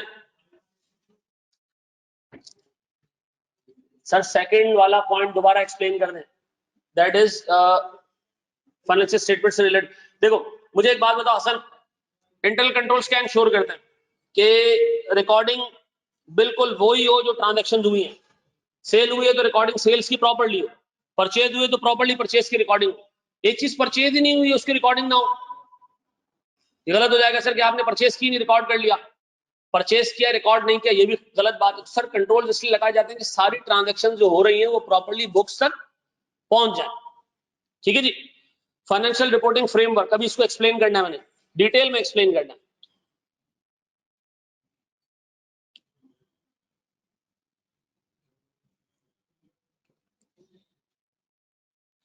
जी मेरे बच्चों साथ साथ बताते जाओ, फाइनेंशियल स्टेटमेंट्स बनाना जिम्मेदारी किसकी है? मैनेजमेंट की है। इंटरनल कंट्रोल सेटअप करना जिम्मेदारी किसकी है?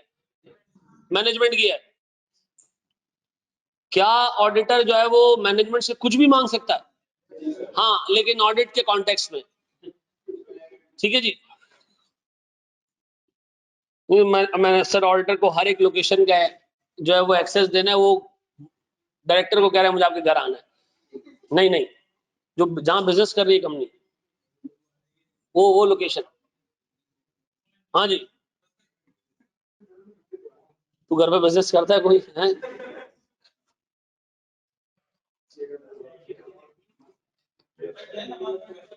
अच्छा जी, चलो यार नमाज पढ़ कर आ जाओ, तो फिर हम जो है वो 5 मिनट 10 मिनट का ब्रेक है, नमाज पढ़ कर आ जाए। सर नमाज पढ़ के आप वापस आएंगे तो फिर हमने ऑर्डर की जिम्मेदारियां देखनी है, ठीक है जी? और हमने आगे लेके चलना है इसको, जरा अल्लाह के वास्ते तरीके से इसको लेके चलना, कोई चीज मिस नहीं करनी है, ठीक है? नमाज पढ़ कर आ जाओ। प्यारे बच्चों तैयार हो? कोई पोर्टल नहीं है क्या? बिल्कुल पोर्टल आपको मिलेगा भाई, पोर्टल है, आप सबसे सोफिस्टिकेटेड पोर्टल है भाई। पोर्टल का पूरे पाकिस्तान में पोर्टल एक तरफ है, हमारा पोर्टल एक तरफ है। पोर्टल का क्या टेंशन है यार, अभी शुरू के दिनों में चूंकि आप लोगों ने फी पे नहीं किए तो आपको पोर्टल की जगह हम यूट्यूब पे एक्सेस दे देंगे ताकि आप सुकून से देखें, ठीक है ना? और पोर्टल पे भी ये लेक्चर डाल देंगे फ्री रिसोर्सेज के अंदर, आप वहां भी देख सकते हो, कोई टेंशन वाली बात नहीं, ठीक है? चलो जी सर, आगे मैनेजमेंट की जिम्मेदारी हमने 3 पढ़ ली सर। हमारे पास फाइनेंशियल रिपोर्टिंग फ्रेमवर्क के हिसाब से फाइनेंशियल स्टेटमेंट्स बनाने, इंटरनल कंट्रोल डिजाइन करने, और तीसरा हमारे पास सर ऑडिटर को सारी की सारी इंफॉर्मेशन देनी है, ऐसा। अब मुझे एक चीज ये बताओ सर, आपने मुझे ये बताया कि सर मैनेजमेंट की जिम्मेदारी क्या है, अब मुझे बताओ ऑर्डर की जिम्मेदारी क्या है? ऑर्डर की जिम्मेदारी कौन डिसाइड करेगा सर? ऑर्डर की जिम्मेदारियां डिसाइड करता है सर वो स्टैट्यूट जो क्या इंटरनेशनल स्टैंडर्ड्स ऑन ऑडिट, ठीक है जी? आइजा आइजा सर वो किताब है जिसको ऑर्डर फॉलो करेगा, ठीक है जी? और सर अगर उसने ऑडिट आइजा के हिसाब से किया है तो इसका मतलब है सर उसने ऑडिट सही किया है, और उसने अगर ऑडिट आइजा के हिसाब से नहीं किया तो इसका मतलब है उसने ऑडिट सही नहीं किया। ये वो किताब है जो किसको गवर्न करती है सर? ऑडिटर को। किसको गवर्न करती है? ऑडिटर को गवर्न करती है। सारी उसकी जिम्मेदारियां, उसने जो स्टेप्स लेने, जो प्रोसीजर्स परफॉर्म करने, जिस तरह रिजल्ट्स को इंटरप्रेट करना है, सारी चीजें कहां लिखी हुई है? सर आइजा के अंदर। ठीक है जी, अब सुनो जरा दोस्त। अच्छा जनाब, सर टाइमिंग फिक्स होगी? ये टाइमिंग फिक्स नहीं है कि रोज इस वक्त क्लास होगी, ऐसा नहीं। ठीक है जी, पूरी वीक का आपको टाइम टेबल मिल जाएगा। अच्छा जी, सुनो सुनो सुनो, अच्छे तरीके से सुनना सर। सर इंपॉर्टेंट चीज, काफी इंपॉर्टेंट चीज। देखिए ऑडिटर की जिम्मेदारी क्या है? ऑडिटर की जिम्मेदारी क्या है सर? रीजनेबल अश्योरेंस प्रोवाइड करना। अब देखो गौर से सुनना मेरे बच्चों। फिर एक बात बताओ, अक्सर और बेशतर आप सुनते होंगे भी, कल मैं एक न्यूज सुन रहा था कि एक बड़ी फाइनेंस कंपनी में 2 नंबरी आइडेंटिफाई हुई है, और गालियां लोग किसको दे रहे हैं? उसके ऑडिटर्स को। ऑडिटर क्या कर रहा है? इतनी बड़ी 2 नंबरी निकली, ऑडिटर क्या कर रहा है? तो क्या ऑडिटर से आप ये एक्सपेक्ट कर सकते हो कि दुनिया में जितने भी मतलब 2 नंबरी कंपनी के अंदर हो रही सारी वो आइडेंटिफाई करके देगा आपको? 100% एश्योरेंस देगा आपको? है एब्सोल्यूट एश्योरेंस देगा? नहीं सर, नहीं सर, नहीं सर, नहीं सर, नहीं sir. Sir auditor absolute assurance नहीं दे सकता। क्यों नहीं दे सकता वो अभी हमने पढ़ना। लेकिन मैं फिर आपको बता दूं, ऑडिटर का काम क्या है? फाइनेंशियल स्टेटमेंट्स पे क्या देना? रीजनेबल एश्योरेंस देना। एश्योरेंस का मतलब क्या होता है? कॉन्फिडेंस देना, भाई सब सही है मैं बैठा हूं। ये क्या है? एश्योरेंस। क्या देना सामने वाले को? कॉन्फिडेंस देना कि भाई मैंने फाइनेंशियल स्टेटमेंट्स देखे हैं, रिव्यू किया है, ऑडिट किया है, and I am reasonably confident. Reasonably का मतलब है कोई 80-90% कॉन्फिडेंस से मैं कह सकता हूं कि मामला बिल्कुल सही है। कितने परसेंट? 80-90%। क्या इसका मतलब सर 100%? नहीं सर, 80-90% का मतलब 80-90%। 100% नहीं। रीजनेबल का मतलब क्या है? हाई लेवल ऑफ एश्योरेंस, यानी ठीक ठाक कॉन्फिडेंस आपको देंगे, लेकिन 100% एश्योरेंस आपको नहीं दे सकते। ऐसा उसका रीजन है सर, नीचे हम पढ़ेंगे सर। 100% एश्योरेंस आप किस चीज की दोगे? आप ये बताओगे कि financial statements are free from कौन सा मिस स्टेटमेंट? कौन सा मिस स्टेटमेंट? तो सर मिस स्टेटमेंट का मतलब तो मतलब मिस स्टेटमेंट ये मटेरियल का मतलब क्या है? मटेरियल का मतलब क्या है सर? सर मैं लास्ट टाइम भी इसके ऊपर एक तफरी वाली एग्जांपल दे रही थी, वो किसी हरामखोर ने उठा के इस पर डाल दी, यूट्यूब पर डाल दी, उस पर डाल दी, फेसबुक पर डाल दी। देखो मटेरियल का मतलब ये कि जो आपके डिसीजन को इन्फ्लुएंस करे। ठीक है जी। और ये मटेरियल मिस स्टेटमेंट है क्या सर? छोटी सी मैं एग्जांपल देता हूं सर। देखिए मटेरियल का मतलब ये कि अगर मुझे चीज पता होती तो मैं डिसीजन नहीं लेता। मिसाल के तौर पर आपके घर वाले आपके लिए लड़की देखने गए, और लड़की के माँ बाप ने कहा भाई हमारी लड़की जो है वो मतलब उसने बीकॉम किया हुआ है, ठीक है जी, घर का काम करती है सारा, बस में एक बुरी आदत है, सोती बहुत है, वो 12-12 घंटे सोई रहती है। आपने कहा कोई मसला नहीं है यार, ये मेरे लिए एक्सेप्टेबल बात है, एक इमटेरियल चीज है ना, क्या क्या इशू है अगर कोई बंदा ज्यादा सोता है? काम थोड़ी करवाना है हमने घर में उससे। ठीक है जी। केस 2 सर, आपके घर वाले गए, सामने लड़की के माँ बाप ने कहा भाई हमारी लड़की जो है वो लंदन से पढ़ के आई है, मास्टर्स किया उसने, ठीक है जी, कोई 4.5-5 लाख रुपए की जॉब है उसके पास, ठीक है जी, और मतलब वर्कहॉलिक है, करियर ओरिएंटेड है। एक मसला है उसके अंदर, चर्स पीती है वो। हाँ जी, अब बताओ सर आपने क्या बोलना है? कोई बात नहीं है, मिलके पिएंगे। देखो मटेरियल का मतलब है वो जो आपके डिसीजन को अफेक्ट करे। याद रखना, वो जो आपके पूरी स्टैंडर्ड है इसके ऊपर मटेरियलिटी का हमने डिटेल में देखना है कि क्या मटेरियल है क्या नहीं है। ठीक है, मिसाल दे रहा हूं सर, मुझे एक बात बताएं सर, आईकैप के फाइनेंशियल स्टेटमेंट्स हम देखते हैं, देखते हैं आईकैप के फाइनेंशियल स्टेटमेंट्स। कौन देखता है आईकैप के फाइनेंशियल स्टेटमेंट्स? उसके मेंबर देखते हैं। मेंबर क्या देखते हैं कि आईकैप ने कितना प्रॉफिट कमाया? क्या आईकैप का प्रॉफिट हमें मिलेगा? नहीं सर, नहीं मिलेगा। फिर आईकैप के फाइनेंशियल स्टेटमेंट्स में हम क्या देखते हैं, क्या चीज मटेरियल नजर आती है? हम ये देखते हैं कि इन खर्चे मतलब इन लोगों ने खर्चे कहां किए। क्या चीज? इन लोगों ने खर्चे कहां किए। सुनो सुनो, क्या किए? खर्चे कहां किए। वहां मटेरियलिटी प्रॉफिट पे नहीं देखी जाती है बल्कि खर्चों में देखी जाती है। ऐसा। अब मुझे एक बात बताएं, एक कंपनी के 90% एसेट्स बैंक ने फाइनेंस किए हैं, बैंक के लोन से लिए हैं, तो बैंक उसके फाइनेंशियल स्टेटमेंट देखेगा? क्या देखेगा? प्रॉफिट देखेगा, उसका कैश फ्लो देखेगा। तो सर हर एक बंदे के लिए मटेरियलिटी एक डिफरेंट चीज है। ठीक है जी। अब देखना सुन, हमने ये देखना है मेजॉरिटी यूजर्स कौन है, हमने आगे पूरा स्टैंडर्ड पढ़ना है।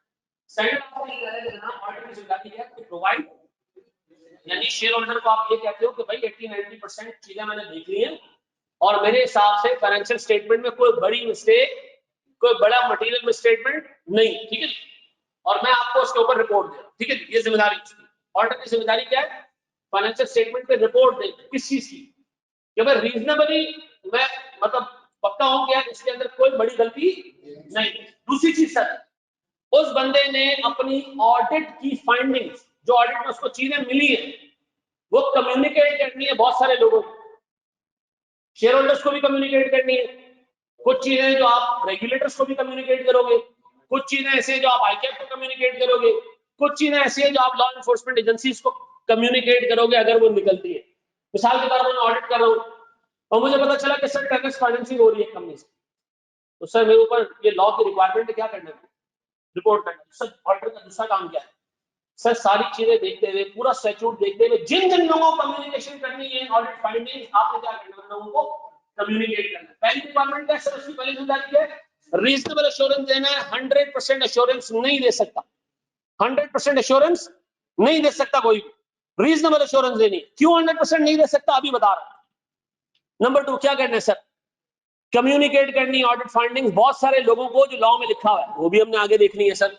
तो अगर मैं आपसे पूछूं कि भाईजान ये रीजनेबल एश्योरेंस क्यों, एब्सोल्यूट एश्योरेंस क्यों नहीं, क्यों नहीं लिखेगा नहीं कोई भी, क्यों नहीं एब्सोल्यूट एश्योरेंस क्यों नहीं, तो भाई मैं कहूंगा एब्सोल्यूट एश्योरेंस इसलिए नहीं, एक ऑडिटर 100% ऑडिट, एक ऑडिटर 100% सर ये नहीं कह सकता कि फाइनेंशियल स्टेटमेंट्स बिल्कुल सही है।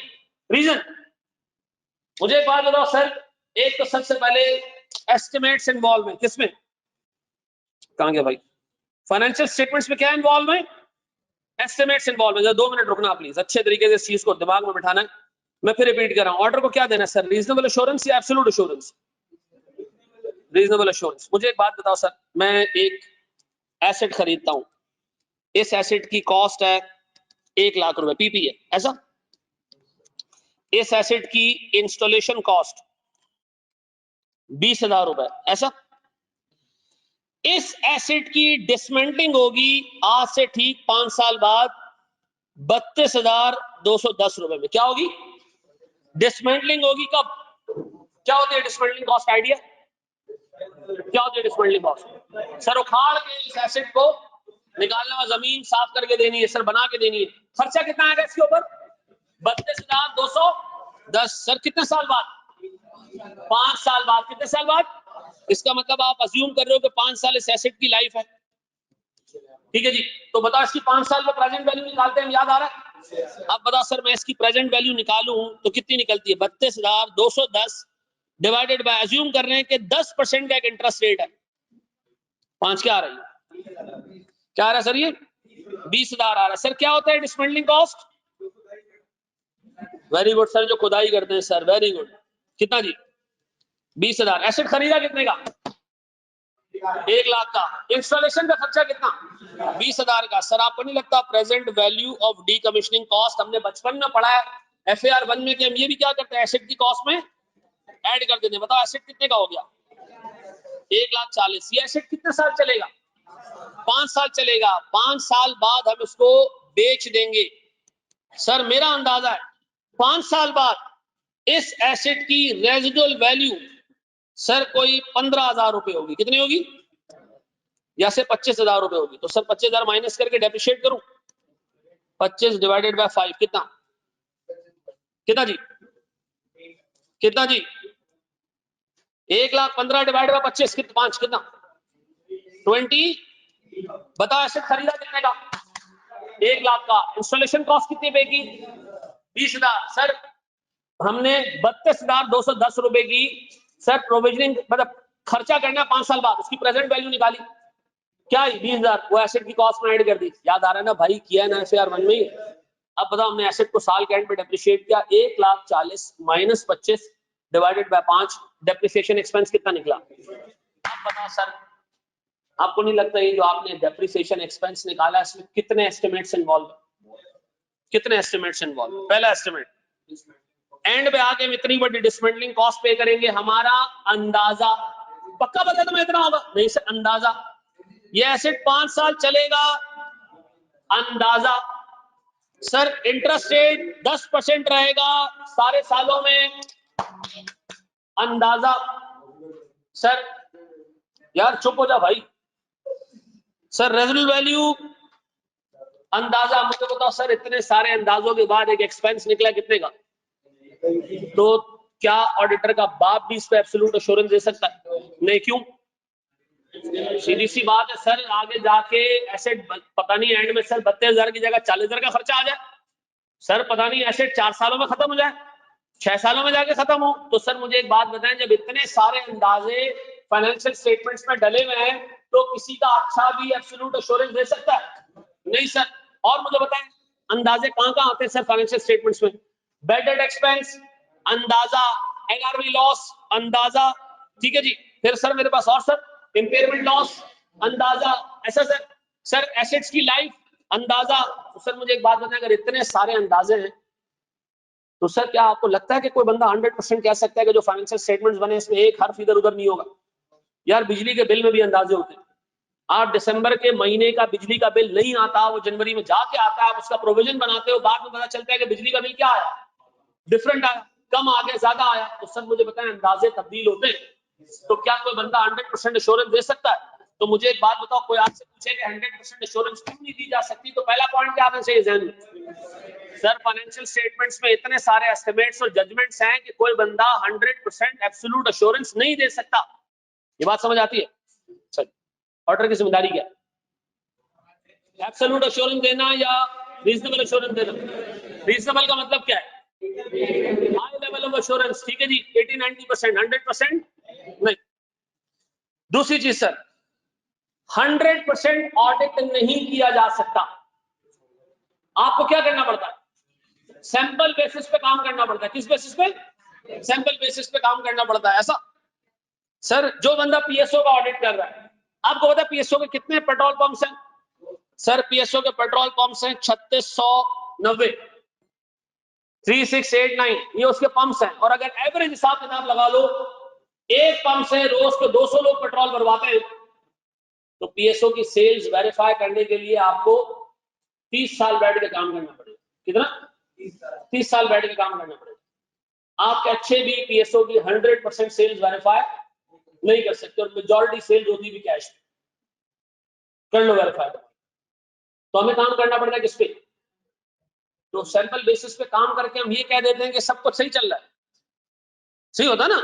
आपने ऑर्डर ने क्या करना है? सैंपल बेसिस पे काम करना है, फिर क्या जवाब देना है कि जो मुझे सैंपल में नजर आया, मैं अज्यूम कर रहा हूं पूरी पॉपुलेशन में भी इंशाल्लाह ऐसा ही होगा।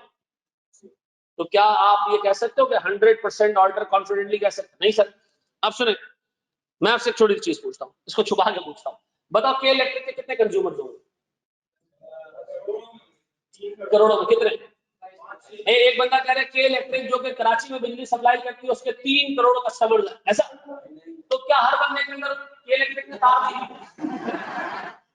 3 करोड़ तो आवाम नहीं कराची में। सर के इलेक्ट्रिक के टोटल कस्टमर है 2.5 मिलियन। तो सर कराची की तो इतनी सारी आवाम है, तो 2.5 मिलियन। हाँ बेटा, उसने एक कार घर में दी हुई है, घर में 15 लोग रहते हैं। अब मुझे एक बात बताओ सर, के इलेक्ट्रिक के 2.5 मिलियन कंज्यूमर्स, 12 महीने, बताओ कितने बिल जनरेट होते हैं? बहुत सारे। कितने सारे? बहुत सारे। कितने सारे? 30 मिलियन बिल जनरेट हो रहे हैं। इन बिल्स की कलेक्शन होती होगी।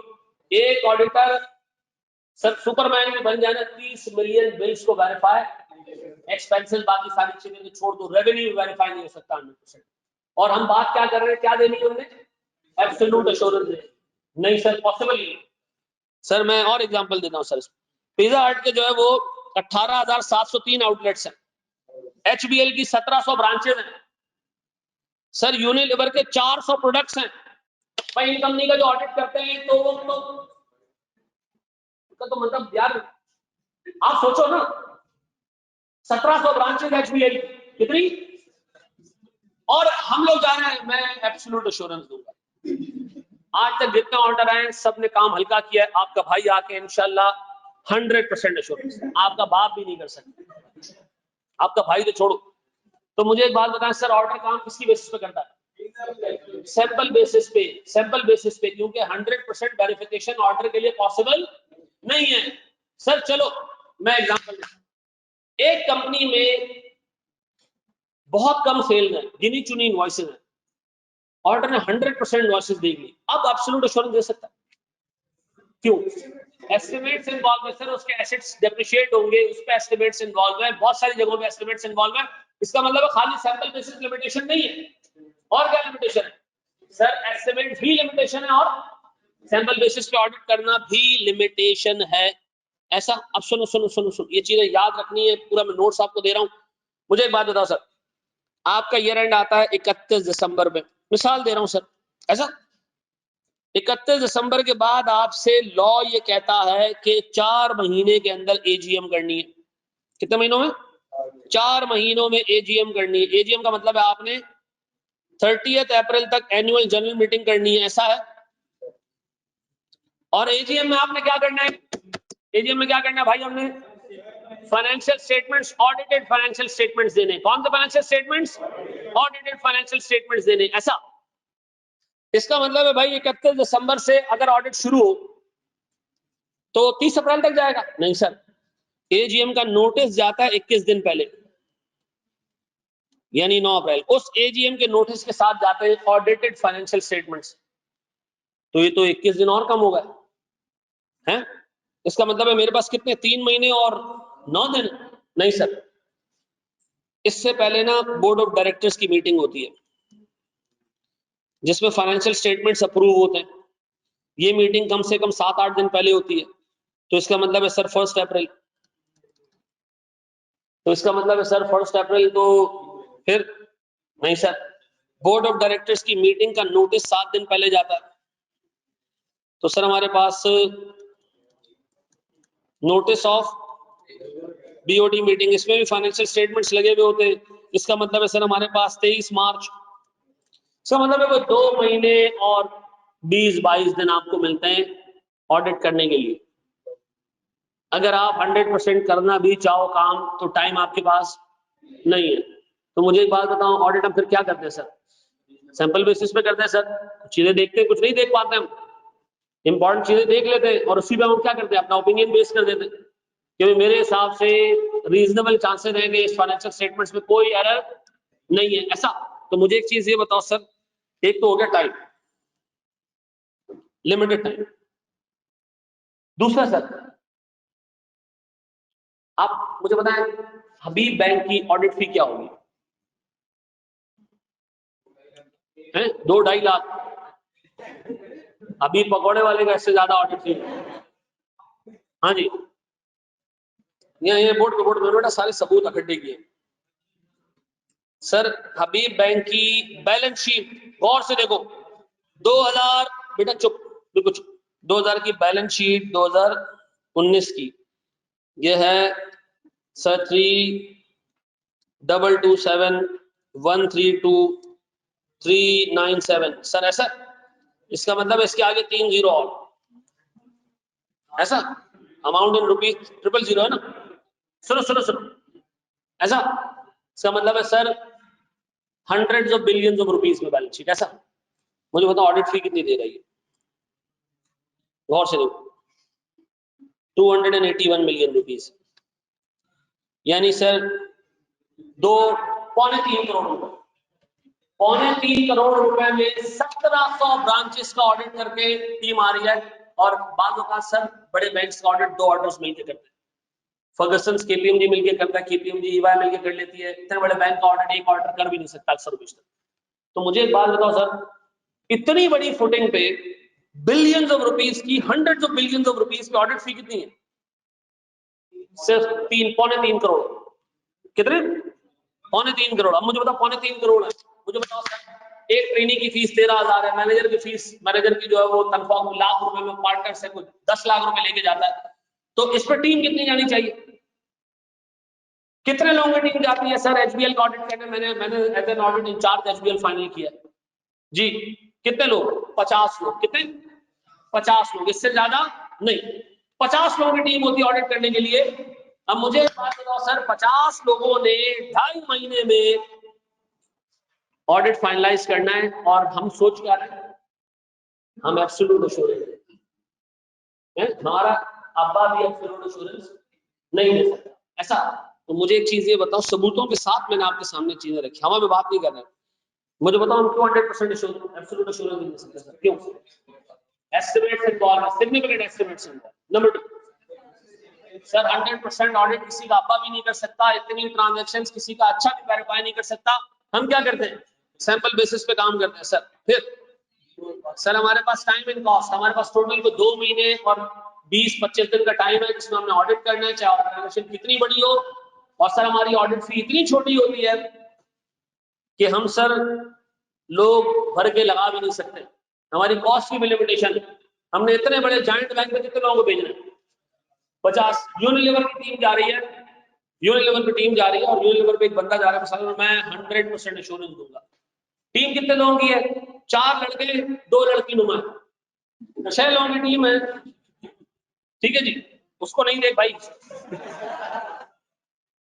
उसको नहीं देख। तो मुझे एक बात बताएं सर, क्या एब्सोल्यूट एश्योरेंस दिया जा सकता है?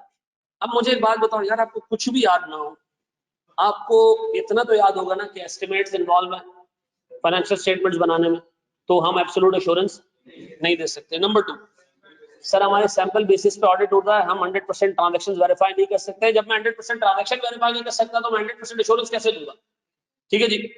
और सर हमारे पास टाइम एंड कॉस्ट, टाइम ये कि सर स्टैट्यूटरी लिमिटेशंस है, एजीएम करना है 4 महीनों में, और सर उससे कोई 15-16 दिन 20 दिन पहले से जो है वो ये मीटिंग्स और बोर्ड ऑफ डायरेक्टर्स की मीटिंग और ये सारी चीजें शुरू हो जाती है। तो मेरे पास इफेक्टिवली 2 महीने 30 दिन है, 2 महीने 25 दिन है ऑडिट करने के लिए। और सर ऑडिट करना है एक जॉइंट बैंक का, एक जॉइंट ऑर्गेनाइजेशन का, ऑडिट फी इतनी थोड़ी है कि मैं चाह के भी अपने रिसोर्सेज नहीं बढ़ा सकता। फिर सर फी फिक्स नहीं होती, लेकिन सर फी इसी के आसपास ही होगी।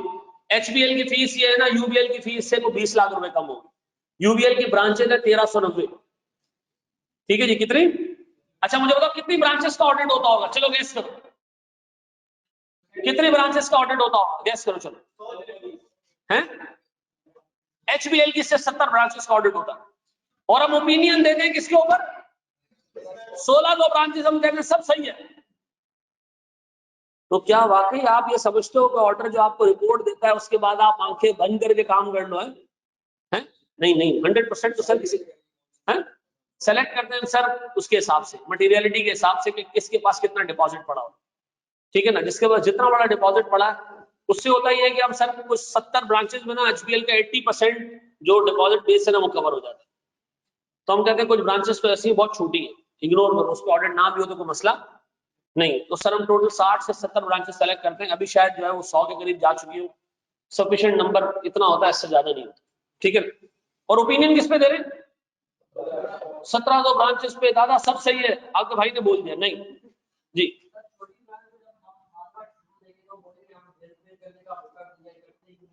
दिस इज द पॉइंट, हमने अपना ऑडिट करने क्या देख के, मटेरियलिटी देख के, हमें क्या हर स्टेटमेंट पकड़ दी, क्या पकड़ना, मटेरियल स्टेटमेंट पकड़नी, ठीक है ना। हम कहते हैं भाई हम देखो 100% काम नहीं करेंगे, डोंट ट्रीट अस कि हम एक सुपरमैन है, हम आएंगे और ऐसा मैग्नेट रखेंगे और सारे चोरियों को चिपट जाएंगे, नहीं। इंसान है भाई, हम भी चीजें ढूंढेंगे, कभी मिलेगा कभी नहीं मिलेगा हिसाब किताब, ठीक है जी। अच्छा जी, फिर सर सुनिएगा दोस्त, गौर से सुनिएगा दोस्त, ये एक बड़ा इंटरेस्टिंग केस आपके सामने में रख रहा हूँ, सुनो सर। एक कंपनी का ऑडिट चल रहा है, गौर से सुनो। ऑडिट है सर 31 दिसंबर से ऑडिट चलना शुरू हो गया, इससे पहले ही ऑडिट चलना शुरू हो जाता है, आगे लोग प्लानिंग करते हैं ऑर्डर्स वगैरह ये सारी चीजें। अब अज्यूम करो सर 31 दिसंबर उसका ईयर एंड, मेरे प्यारे बच्चों, और 31 दिसंबर से काम शुरू हुआ। हमने क्या किया, 28 जनवरी को एक लेटर लिखा, letter to legal adviser, company का जो लीगल एडवाइजर है, लीगल काउंसिल, उसको एक लेटर लिखा कि क्या कंपनी के अगेंस्ट कोई केस वेस तो नहीं है, ऐसा तो नहीं कंपनी किसी केस में फंसी हुई, अगर है तो बता दो। लॉयर ने कहा भाई मेरे हिसाब से कंपनी में कोई केस नहीं है। हमने कहा थैंक यू वेरी मच, हमने दिमाग बना लिया कंपनी के अगेंस्ट कोई लिटिगेशन नहीं चल रही। सर 31 जनवरी को कंपनी को एक नोटिस इशू हुआ, गवर्नमेंट ऑफ पाकिस्तान ने एक नोटिस इशू किया कि जी आपके पास स्मोक डिटेक्टर्स नहीं लगे हुए। ठीक है जी, आपके पास स्मोक डिटेक्टर्स नहीं लगे हुए, जिस एरिया में आप काम कर रहे हो वो आग से अफेक्ट हो सकता है और आपकी वजह से बाकी लोग भी अफेक्ट हो सकते हैं। आपको 12 दफा कहा गया कि यार स्मोक डिटेक्टर्स लगाओ, आपने नहीं लगाया, आप पे पेनल्टी चार्ज कर रहे हैं 200 मिलियन रुपए की। अब मैनेजमेंट परेशान, मैनेजमेंट ने कहा इसका तो प्रोविजन बनाना पड़ेगा, इसका तो हमने नॉन कंप्लायंस की है। हमने कहा हम कोर्ट जा रहे हैं। हम चले गए किसमें? अच्छा, ऑडिटर को पता ही नहीं है ये मामला, ऑडिटर को क्यों?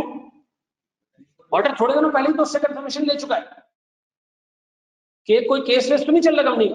उससे कहा नहीं, उसके फौरन बाद तो मैं हर रोज फोन करके पूछूंगा अपने लीगल काम एडवाइजर से, कहेंगे आज तो कोई केस नहीं आया, वो कहेगा नहीं आज कोई केस नहीं आया, 5:30 बजे पूछ लूं आज तो कोई केस नहीं आया। नहीं सर, इस तरह नहीं। अब मुझे एक बात बताओ सर, ये हो सकता है ना कि मैनेजमेंट 100% इंफॉर्मेशन हमें ना दे, वेदर इंटेंशनल, और बाज़ औक़ात मैनेजमेंट को चीजें बताना भूल भी जाती है और बाज़ औक़ात कुछ चीजें सर छुपा भी लेती है मैनेजमेंट। तो जब आपको 100% चीजें ही नहीं पता, ठीक है जी, आपने अपना प्रोसीजर अप्लाई भी कर लिए, चीजें छुप गई, मैनेजमेंट नहीं आई आपके, आप एब्सोल्यूट एश्योरेंस दे सकते हो? तो मुझे एक बात बताओ सर, मैं एब्सोल्यूट एश्योरेंस नहीं दे सकता क्योंकि मुझे इन्फॉर्मेशन लेनी मैनेजमेंट से। मैं उससे मांगू वो ना दे, छुपा दे, नहीं पता चले मुझे, वेदर उसका इंटेंशन इस चीज का या अनइंटेंशनली कर दे वो, तो सर फिर मामला आउट है सर। एक कंपनी ने अपना स्टॉक गिना, 10 वेयर हाउसेस की जगह 9 का गिन लिया। एक वेयर हाउस भूल गए वो लोग, मैनेजमेंट भूल गए एक वेयर हाउस। ठीक है जी, स्टॉक आया, उन्होंने हिसाब किताब किया, लॉस वॉस बुक कर लिया। ऑडिटर को भी कहा हमारे 9 वेयर हाउस है।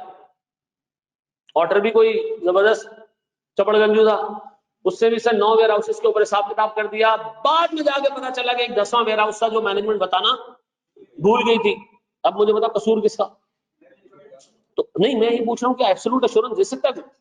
नहीं सर, इसका मतलब है सर मैनेजमेंट बाज़ औक़ात कुछ चीजें क्या करती है इंटेंशनली या अनइंटेंशनली क्या करेगी। अब बताओ, अगर मैं अभी यही इसको रोकूं डिस्कशन को और इमीडिएटली तुमसे पूछूं कि कंपनी के ऑडिट का ऑर्डर क्या था, 100% एश्योरेंस क्यों नहीं दे सकता? Sir financial statements involve estimates. Number 2 sir sample basis पे ऑडिट होता है। Number 3 sir due to limitation of time and cost 100% काम नहीं हो सकता। फिर सर हमारे पास चौथी चीज, sir management may not provide 100% information intentionally और अनइंटेंशनली। ऐसा आखिरी चीज सर जो हम आज की क्लास की पढ़ेंगे, थोड़ा सा 5 मिनट ऊपर हो गया, आई होप किसी को कोई मसला नहीं है, और है भी तो खामोशी से बैठ जाओ। सर ये तो गलत बात है ना, अभी ये टॉपिक अभी छोड़ के जाएंगे ना तो अगली दफा हमें क्या करना पड़ेगा, शुरू से पढ़ना पड़ेगा। जी सर, फ्रॉड। आपको मैं एक जबरदस्त किस्सा सुनाता हूं। हमने ARTT का चार्टर्ड अकाउंटेंट, मेरा partner tax commissioner, previously director ISI, ARTT का ओनर तारिक तुनियो, अहमद रजा चार्टर्ड अकाउंटेंट और अच्छा टैक्स एडवाइजर। सुनो, एक बंदा हमारे अकाउंट्स डिपार्टमेंट में काम करता था, वो फीस लेता था बच्चों से और रिसीट निकाल के दे देता था। हमने रिसीट पे कंट्रोल लगाया हुआ था, वो प्री नंबर्ड है, क्या वो बीच में से फाड़ नहीं सकता। ऐसे नहीं कर सकता ना कि एक रसीद ली, फीस ली, फाड़ के पैसे जेब में डाल दिए, ऐसे नहीं कर सकता। बड़ा जबरदस्त सिस्टम चल रहा है भाई, बेहतरीन यार, हम कमा भी रहे हैं, फील भी नहीं हो रहा कुछ। एक दफा का मामला ये कि जिससे हम ये प्रिंट करवाते हैं ना ये किताबें, उसके पास हम गए और किताबें प्रिंट करवाने के लिए जो फीस की रिसीट वाली किताबें, हमने कहा भाई हमने फीस की रिसीट की आपसे 10 किताबें बनवाई थी, 10 और चाहिए। उसने कहा होल्ड ऑन सर, 12 छपवाई आपने। मैंने कहा 12 छपवाई? उसने कहा 10 आपने पहले ली थी, फिर 2 आपका बंदा लेके गया था। कौन सा बंदा भाई? पता चला उस हरामखोर ने वही रसीदें वहां से बनवाई है, बाकायदा पक्की रसीद वो बच्चे को देता है, पैसे जेब में डाल के घर ले जाता। अब यह हमें पता चला जब वो 7 महीने से सांप का बच्चा, आप अंदाजा लगाओ 100 रिसीट की किताब होती है, जब हमने उसको पकड़ा ना तो वो 196 रिसीट इशू कर चुका था। किसी ने 10,000 जमा कराया, किसी ने 15, किसी ने 50, ठीक है। उसकी तनख्वाह 25,000 रुपए थी और वो मुझे गिफ्ट में एक वायरलेस चार्जर ला के दिया उसने कहा सर आप अपना मोबाइल इस पे रखें और चार्ज हो जाएगा। मैंने कहा इसके पैसे ले ले। नहीं नहीं नहीं सर आप रखें, आप ही का है, ठीक है आप ही का सर, टेंशन नहीं, आप इसे कमाता हूं सर। वो बना गया मामला। अब मुझे एक बात बताओ सर, जब फ्रॉड होता ना, सुनो, जब फ्रॉड होता ना तो वो बाज़ औक़ात इतनी कॉम्प्लेक्स टेक्निक से होता ना कि ऑडिटर का अच्छा भी उसको, और auditor is not train to identify frauds, याद रखना, उसको ट्रेन भी नहीं किया जाता कि तुम्हें फ्रॉड पकड़ने, उसको ट्रेन किया जाता है कि तुमने ये इंश्योर करने के financial statements financial reporting framework के हिसाब से बने हो, IFRS की तुमने कंप्लायंस इंश्योर करनी है। वो बैठ के वहां फ्रॉड ढूंढने नहीं जाता। तो मुझे एक बात बताओ सर, फ्रॉड हो सकते हैं? हाँ सर, भरपूर तरीके से होते हैं फ्रॉड। ARTT में हो गया भाई। अच्छा, उसके बाद जब वो बंदा पकड़ा गया, उसने वो रोला डाला, वो रोला डाला, वो रोला डाला, उसने कहा सर मुझसे गलती हो गई, मैंने तो ये ना 194 को आप नहीं देखे, ये मेरे बच्चे ने फाड़ी है, ये मैंने 3-4 के साथ हरकत की है। अब हमारे पास एक चारा ही था कि हम सबको एक मैसेज डालें कि जिसने फीस जमा कराई है और इस बंदे को जमा कराई है वो काइंडली इंश्योर कर ले कि उसको जो रिसीट मिली वो ARTT में ला के दिखा दे, मैसेज करके। हमने कहा मट्टी पाओ, मट्टी पाओ। लेकिन मैं आपको बताऊं, जब हमें लोग जीम चे हे बना सकते हैं, ठीक है जी, तो आप मुझे बताओ सर, एक नॉर्मल बच्चा छोटा ऑडिटर जाए किसी क्लाइंट में, उसको तो वो बना सकते हैं कि आपकी सोच। सुनो, अब मुझे एक चीज ये बताओ, क्या 100% अश्योरेंस दी जा सकती है? सर दुबई में बंदा था, सुन लीजिए, पाकिस्तानी IT एक्सपर्ट, 24-25 साल उसकी एज, उसने एक बैंक का सिस्टम ERP वगैरह डिजाइन किया, और वो डिजाइन किया कि जो बंदा आके चेक डिपॉजिट कराता था, जब बैंक में गिरता था ना तो उससे 0.01 दरम उसके अकाउंट से कट जाते। 0.01 दरम। अभी मैं आपके अकाउंट से 8 आने निकाल लूं, आपको फील भी नहीं होगा। आप कहोगे यार मेरे अकाउंट में पड़ेंगे 2,400 रुपए, 2,399.5 होगा, तो what difference would it make? वो क्या करता है, हर एक ट्रांजेक्शन पे ना एक पैसा काट के ना अकाउंट में जमा करता जा रहा है, और जब अकाउंट से 500 दरम का हो गया, उसको वहीं रोक देता था, दूसरा अकाउंट खोल देता, तीसरा अकाउंट खोल देता, चौथा का, क्योंकि उसको पता था ऑल्टर आके क्या करेगा, सैंपल बेसिस पे काम करेगा, वो 500 दरम से नीचे के अकाउंट तो उठाएगा ही नहीं। तो उसने ऐसा जलालत किया सर, 2 साल तक वो उस बैंक के साथ हरकत करता रहा। 2 साल बाद उधर ऑर्डर चेंज हुए, और ऑर्डर ने कहा कि भाई आप सैंपलिंग जो है ना वो वैल्यूएशन की बेसिस पे नहीं होगी, हम कुछ ऐसे सैंपल भी उठाएंगे जो बहुत ही छोटे। उन्होंने कहा उठाया, उन्होंने कहा ये अकाउंट की डिटेल को निकलवाओ, ये किसका अकाउंट है? पता चला कि उसके अगेंस्ट कोई डॉक्यूमेंटेशन है ही नहीं। 500 रियाल का हो जाता था, 500 धर्म का हो जाता था, वो पैसे निकाल लेता। फिर दूसरा अकाउंट, तीसरा अकाउंट, चौथा अकाउंट पकड़ा गया। अब मुझे होता जिसने फ्रॉड किया है, इतने बड़े जॉइंट बैंक में एक टुच्चा सा IT का बंदा इतना बड़ा फ्रॉड करके चला गया। क्या फ्रॉड 100% पकड़े जा सकते हैं? अब मुझे एक चीज ये बताओ, अगर मैं आपसे पूछूं प्यारे बच्चों, पूरी डिस्कशन आज की सुनने के बाद, मुझे बताओ सर, पहली चीज, मैनेजमेंट की जिम्मेदारी क्या है? फाइनेंशियल स्टेटमेंट्स बनाना। फिर सर इंटरनल कंट्रोल स्टैब्लिश करना, ताकि क्या किया जा सके, फाइनेंशियल स्टेटमेंट्स ट्रांसपेरेंटली अच्छे तरीके से as per financial reporting framework बनाए जा सके। तीसरी जिम्मेदारी, सारी इंफॉर्मेशन ऑर्डर को देना, और इसमें 3 बातें सर, सारे डॉक्यूमेंट्स, सारे पर्सन तक एक्सेस, और सर सारी लोकेशंस के ऊपर जहां जहां वो जाना चाहे। सर फिर ऑर्डर की जिम्मेदारी क्या है? To provide reasonable assurance. Reasonable का मतलब एब्सोल्यूट नहीं सर, रीजनेबल का मतलब हाई लेवल ऑफ एश्योरेंस के ये financial statements are free from all misstatements. नहीं सर, मटेरियल मिसस्टेटमेंट्स। ऐसा सर, मुझे एक बात बताइए, इसकी दूसरी जिम्मेदारी कम्युनिकेट करना रेलेवेंट लोगों को जो लॉ में लिखा है, ठीक है जी। फिर मुझे बताया why auditor can not provide 100% assurance, absolute assurance. Sir number 1, sir financial statements involves estimates, use of estimates and judgements. तो सर कोई भी बंदा 100% एश्योरेंस नहीं दे सकता। Number 2, sir audit is conducted on sample basis, 100% transactions are not verifiable, are not मतलब verified. तो if 100% transactions are not verified, तो 100% absolute assurance कौन दे सकता है? तीसरी चीज sir, time and cost. Sir audit is to be completed within 2.5 months, ठीक है जी। एंड सर हमारे पास audit fee is generally very low, तो सर हम 100% एश्योरेंस इसलिए नहीं दे सकते कि हमें तो कम टाइम में बहुत सारा काम करवाना है थोड़े से लोगों से, तो ये पॉसिबल नहीं। सर चौथी चीज, Sir, management intentionally or unintentionally may not provide 100% information. ठीक है जी. और sir, frauds are always done sir through complex structures which are very difficult to identify for the auditor. ऐसा. अब मुझे एक बात बताएं सर, ये सारी चीजें आपके ध्यान में रहेंगी पक्का? या आपको सर मैं ग्रुप पे दे रहा हूँ ये सारे के सारे नोट्स, अगली क्लास में आओगे मैं शुरू में 10 से 15 मिनट एक चीज सुनूंगा. ऑनेस्टली मुझे बताओ चीजें समझ में आएंगी पक्का? चलो, थैंक यू वेरी मच.